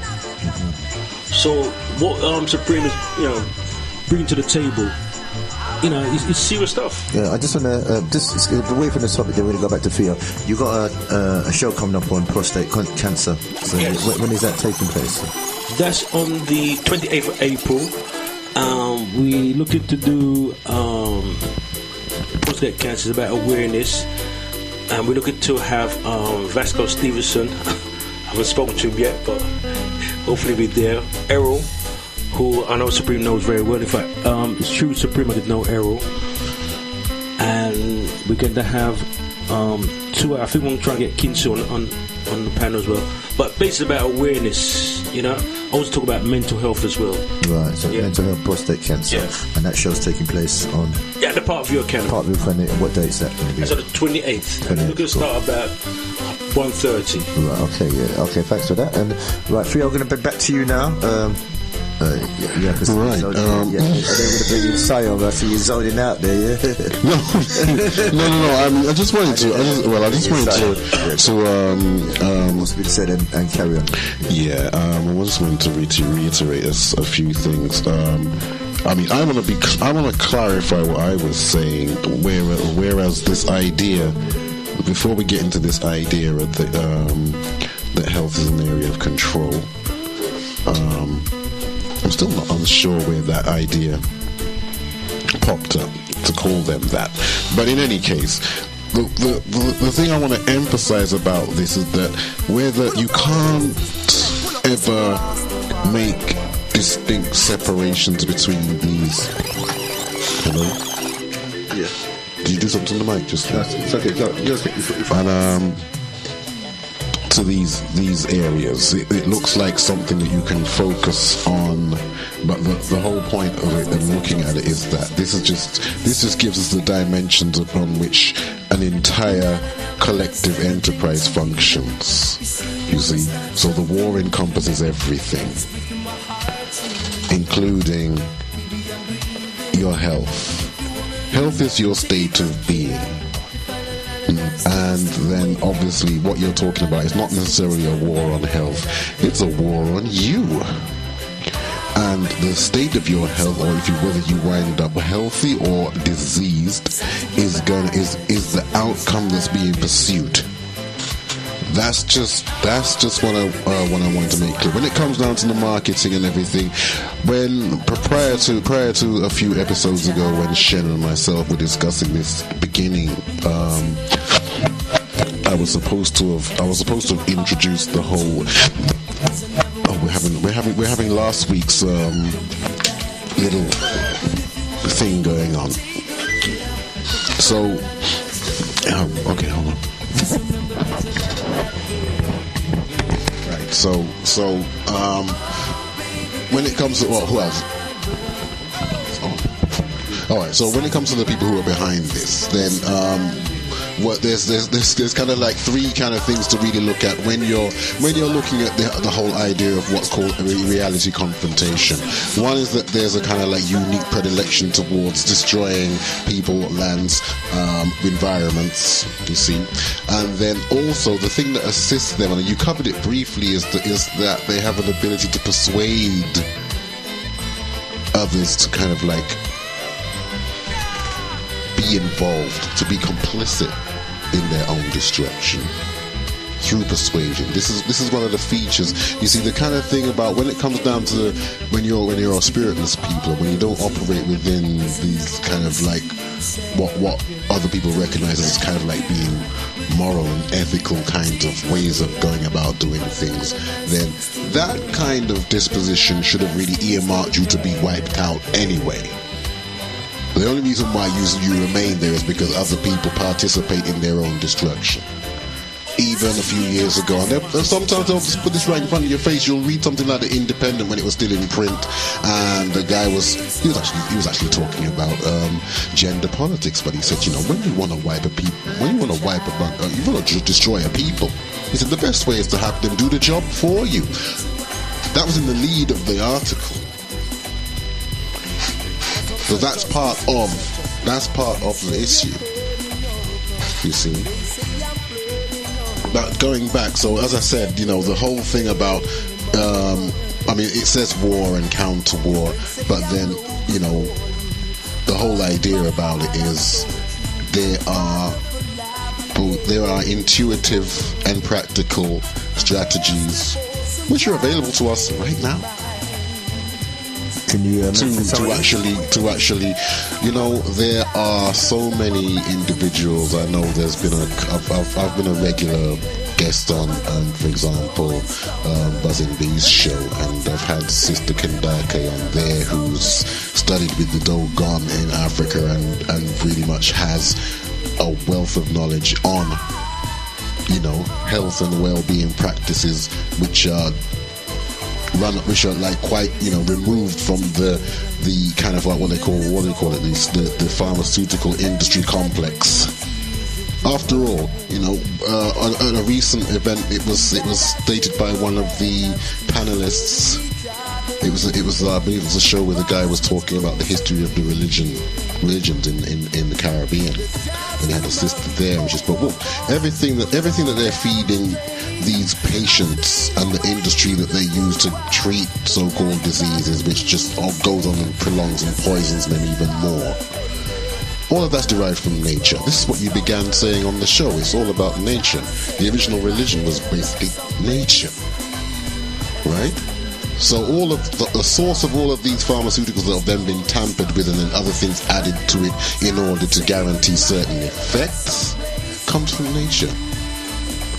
And there are people in our community who knows all about this, and we can just consult them. If the desire is there to maintain your health. You see? That's another reason why I don't necessarily call it a system control. You have the control to go and consult the people because they are there. So we mean who's there? Sorry, just clarify who's there. Well, I just mentioned ones like I just mentioned just off the top of my head. I mentioned Sister Kendake. I mentioned there's another sister from the south named Brenda Lee. There's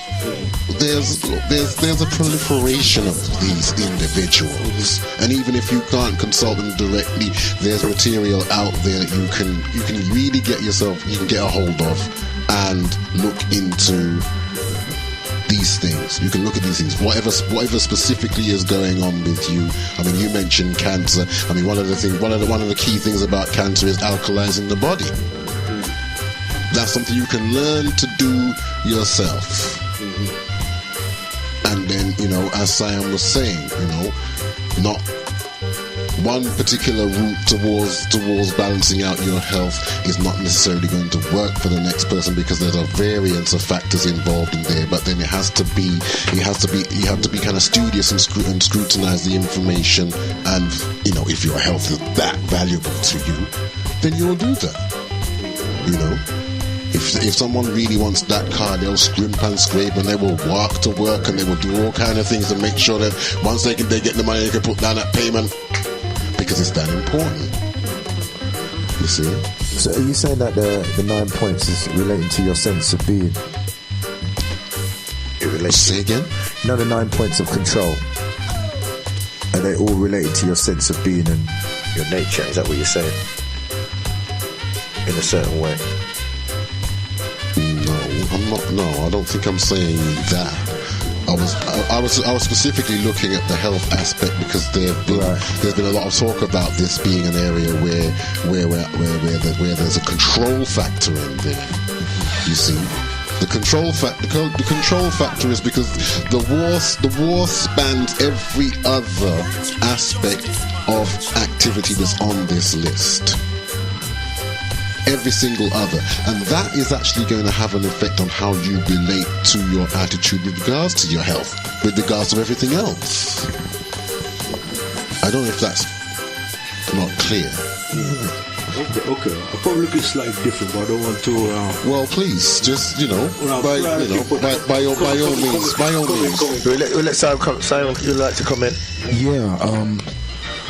You see, putting things in context, the thing with Neely Fuller, who was the mentor of Dr. Francis Cress Welsing, back in 1994 was the first time I remember reading the book Keys to the Colors. This is where she got the 9 areas of what was described then as the systematic way, symbolically, through symbols and through the various different areas that affect our lives, how is being a systematic control. Okay, now it's not just one area. Now the thing with Neely Fuller, where you get these 9 levels of what we're discussing here, Neely Fuller was talking about the law of compensation. Yeah, I've got to put this in this context.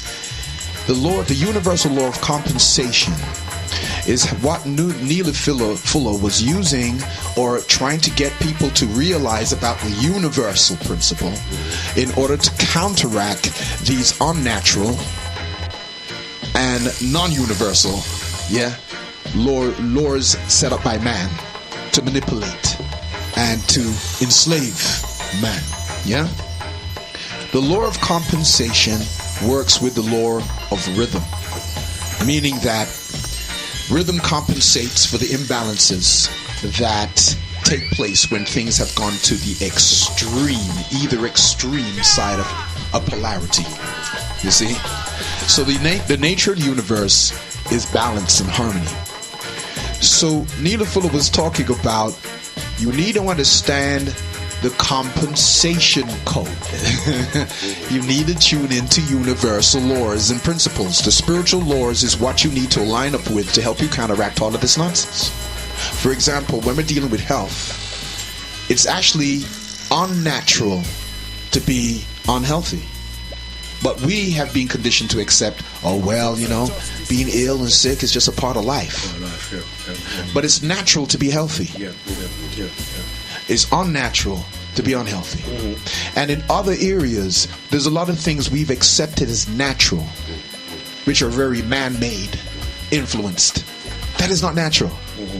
So then what is natural, we turn around now being conditioned to not even accept it. Like something's too good to be true. Like something's too good to be true. So if it's too good, it cannot be true. So goodness ain't true. But if something's bad enough, we'll accept that. That's true. Now the thing is, what you hold as true, what you feel as true, because this is how the manipulation is being done. Your subconscious or the unconscious, and make that clear, the subconscious is the unconscious. Yeah? So it's just a deeper aspect of your consciousness. Yeah? The unconscious is the creative part. is the cause. The conscious part is the effect. If you make impressions upon the subconscious that is then began to be felt as true, then the subconscious doesn't question anything. It's like the soil. It doesn't discriminate. It doesn't discern and say, yo, man, plant this seed only. Plant that seed. I prefer that seed. Do that. It doesn't say that. So the nature of the unconscious is basically to do the work without question. The conscious mind is that which is the aspect of us to be selective, discerning, deciding what seed, which is also the thought, that we allow to impress upon our consciousness. Many people ain't dealing with that because many people have not been taught the truth of themselves. We've just been taught lies. So if you don't know the truth of yourself, you don't realize what you're opening yourself up for. Especially when you're conditioned to trust in those or that which doesn't have your best interest at heart. So when you take in something as true without there being any internal investigation, without there being any access to any higher wavelengths of consciousness that will discern for you what is to what's not, then you now participate in the very destruction of yourself. So when we get caught up and think to ourselves, look what they're doing, they can only do it with your participation. Yeah? So the manipulation of consciousness is what I came in and said at the beginning, is how all of this is being done. Because it starts within your consciousness. By nature, you're supposed to be healthy. But you see, there's a lot of other factors in this to comprehend it. Because when we just look at life from this perspective, we think, you're born today, this is the only life you've lived. Then relationships to yourself, the relationship to the environment, the where you fit in the bigger scheme of things is totally not in the lens cap for you. It's not in your vision. You see, because you have not just lived this life. You see, memories going back into the subconscious, the unconscious, karma are your past life memories, your soul's past memories. And there is the cause and effect of what is continued from a previous incarnation. If you continue that in this present incarnation, you're going to have the same results. Yeah? So some people have been some people are making the same decisions, same choices that haven't worked well for them in the previous incarnations, and they're doing it now. The purpose of you incarnating, the soul's purpose is to grow beyond these I could say these limitations. So there's more when you take into your health and want to understand a lot of this stuff. A lot of it, first, we have to realize we have to be responsible for ourselves. What do you allow to be impressed in your consciousness? Because these things can only take place with your participation, your acceptance of it. Oh, I just want to. Can I jump in here? Yeah, jump in there. I want to hear what Supreme's got to say, because he's been studying this. Supreme, want to jump in? No, you go first. Yeah. No, I just want to jump in here because I'm in agreement with what you're saying, right? But how do the question going to ask now, right? Because people are listening right now and they want to be clear where we're going with this reason here. See? An example will be someone buys a packet of cigarettes and says in the packet, it kills. Right? It says it kills. See? So that shows you that they've been conditioned. Right? And I'll get an example. I called a sister yesterday. Right? So the question is real, how do they now take control of their mind and start reprogramming themselves? You see, so I'm coming with this thing here. I see. Because you're going somewhere, and I just want to be clear what we're talking about. All right, then, come. Okay, right. That's a good question. Let's rewind this back into the past. Cigarette smoking originally was advertised as good for your health. That's right, yeah. Right? It's only recently, in the last 50 years, 40 years, we're having the repackaging of the advertising on cigarettes. Okay? People used to smoke on TV programs. People were smoking on buses, trains. Cigarette was, hey man, it's cool. Yeah? Yeah? They used to advertise cigarettes back in the 40s with You had Marlboro, you had all the different kinds. You had the menthol cigarette. You had the cigarette holder, that long thing, which kind of was also being advertised that a woman who smokes that, she's classy. Huh? If a man who smokes Marlboro, oh, he's a man. Yeah? So we have to understand like how your consciousness is being manipulated over the years to perceive the same thing before as a good thing, and now the same thing that you used to perceive as the good thing 50 years ago, now it's the bad thing. So who's doing that? Now, when you now are getting told, because like I see what you're saying, you see all of this stuff on the advertising. They say, yeah, we're going to deter people. Is that the way to deter people? Putting all this gross stuff on the packaging and saying smoking kills. If you really considered the health of people and you're saying, but you're producing this stuff that kills folk, then you stop manufacturing it. But you're then going to turn around after you've got people hooked. You see, it's habitual. People have been smoking for years. Smoking is not a new thing. Indians, you know, we can go back to the tobacco leaf, yeah, a natural thing, yeah. Man, I smoke peace pipe, and I am pipe. You never even had cigarettes, you had pipe, yeah. So we cannabis, natural, hemp. These things used to make oil out of this stuff. You had rope made out of these things, wood making to make buildings, and you know your shelter and thing. Everything was being utilized out of these plants. But when you get the education distorting how you used to relate to these things, then what happens now is that we then start to follow the music of the new narrative rhetoric to then make you now associate with the same thing you used to be told is great as something that you need to avoid. By that time, you have so many people hooked on something. You talk about habit. When something's repeated time and time again, you begin to get used to that thing. It's not easy just to go click your fingers unless you're going to do a hypnotic test, a hypnotic whatnot, which you can do. You can. But it goes again back to your consciousness. You see what I'm saying? It's all started there. I'm asking, how do you reverse that? Yeah. You see my argument? Yes, I see it. Now the thing is that there are at the same time we need to observe that the things we're told are not necessarily true. If you accept them as true, then it becomes true for you, the amount of emotions or energy you put behind it. We have to observe and ask another question. There are many people who've been smoking, yeah? They smoke. If we're going to talk about smoke as an example, yeah? Smoking cigarettes, smoking tobacco, yeah? Now, there's a difference with the natural tobacco, different to the cigarettes and the wood chips and all the other stuff they put in it and call it tobacco, right? But we must understand this. You've got, well, I was going on my train of thought and I moved from it. But the thing is what I'm saying is that the narrative has changed. So when you see, people are buying into what they're believing through their advertising. They're listening to other people telling them this is good, this is good, this is bad, this is good, this is bad.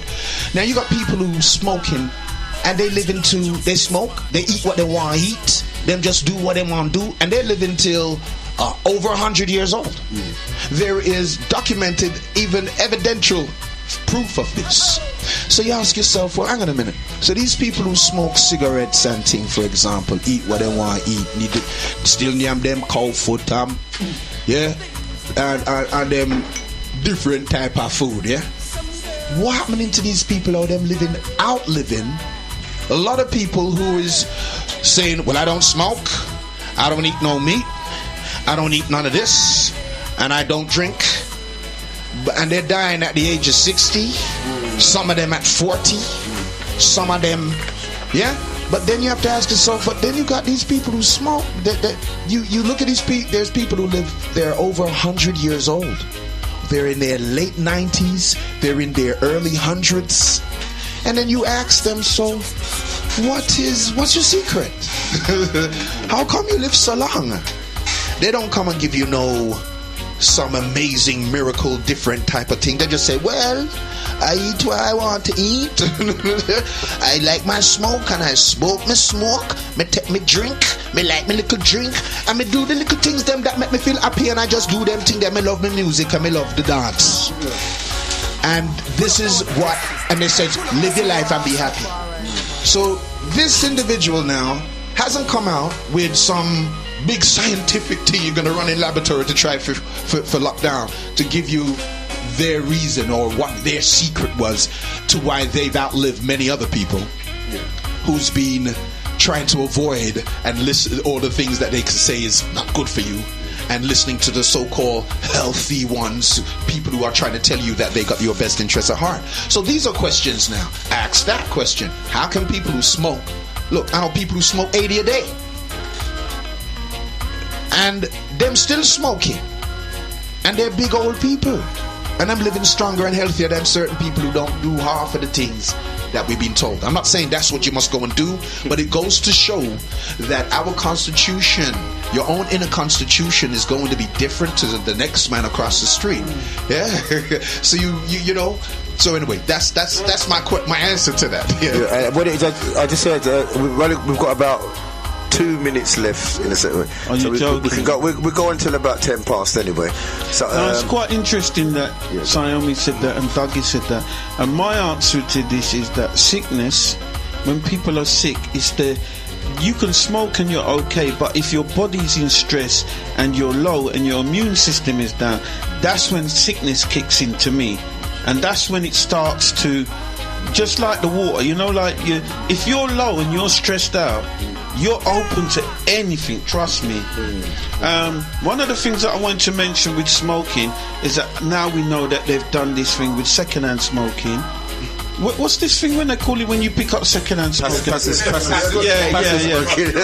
Secondhand. Like I'm smoking, but you're getting the residue and you're taking it in, and then they realise you're getting. When your immune system is down, they say, well, he got lung cancer, and I think, well, why did he get? But this whole smoke and cigarettes I basically think it's about taxes, and that's why they let. It's a monetary thing. Now there's this other scenario that I wanted to bring with people. I just realised that, Theo, are you but when people smoke, I forgot the smoke goes into the fabric. It can go into your wallpaper, your clothes, especially wallpaper. What they say, it produces what a thing called nitrosamines. So along comes, say, a painter and decorator. I don't know if anybody's ever been in someone's house who's a smoker, taken the picture down, and you can actually see the stain on the wall. That has to be, I forgot what they have to do. They have to do something because it becomes, the fabric is, is it carcinogenic? Yeah, so you can it's a cancer causing thing that can happen. So they're supposed to treat, you're supposed to, even in your room, treat, if you're a smoker, the paint, your fabric and stuff, because other people can get it. Yeah, that's the point I was going. Why do people smoke? I wanted to touch on, and I had to do my research on the guy who invented the patches.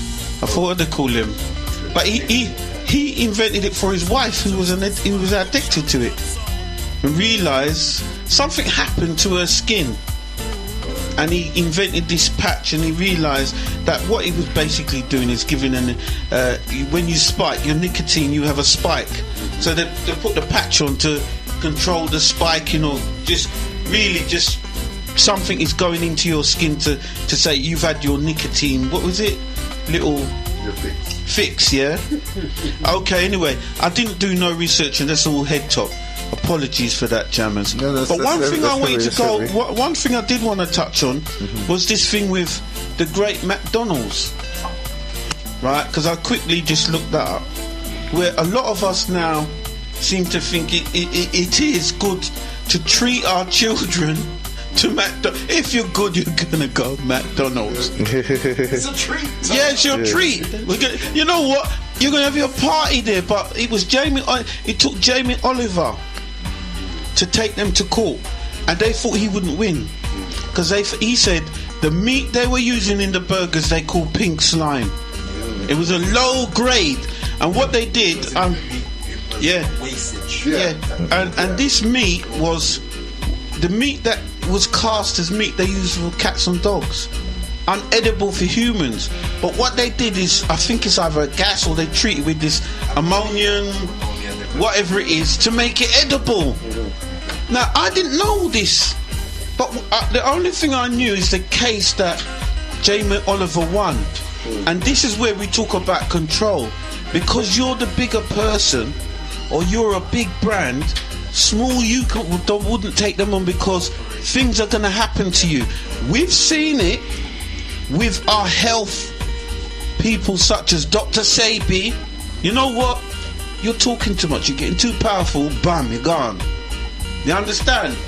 So, to take on a corporate, I'm really surprised that Jamie Oliver, well, not even surprised, but Jamie Oliver done what he done, and he won. But now it's kind of gone kind of quiet with that. Excuse me, no, brilliant. Just before you come out, I just want to, because I'm going to be have to use a jet to see it in a minute. I want the listeners to see it for themselves now. Look at the word burger backwards. B-U-R-G-E-R backwards. You see grub that's been reused. Look at the word burger backwards. You see grub. Well, burger is what German word anyway. Yeah. Hamburger. Ham is the German word, but burger means grub that you've used again, regurgitated. Well, listen. You see, this thing even gets even more insidious because. Wow, I may have to get the recording and have you play it on air, so you can hear this Jewish man himself tell you what really goes on. Now, with the McDonald's, firstly, the manager of McDonald's back in 1986, he's the one who came out with the term vegan. Yeah. He was the owner of McDonald's back in 86. Forgot this dude's name, but this is it will come back. So when we have the vegan, you can go check it out. So even when people chat about, they're vegan, well, it was the next McDonald's manager that coined that. Plus, we're too quick to grab onto names and labels and start calling yourself things. You're a vegetarian, you're a vegan, you're this, you're that. You know, when it's like, but wait a minute, now you're confining yourself to things you don't even know what they're related to. There's actually a star constellation called Vega. Excuse me. So it's like, are you from there? Because you're a vegan? Now, what I'm going to say is that a lot of missing children, a lot of them missing and they've never have been resolved. You've never found them, right? And this may sound circumstantial, may seem because I'm saying it, and this is how it is, isn't it? You have to do your own research to verify things for yourself. And unless you hear it from the horse's mouth, you still may not accept it. But there's a lot of stuff when we're talking about meat. Your meat's not just coming from the creatures you believe, like cow and chicken, or goat, or pig.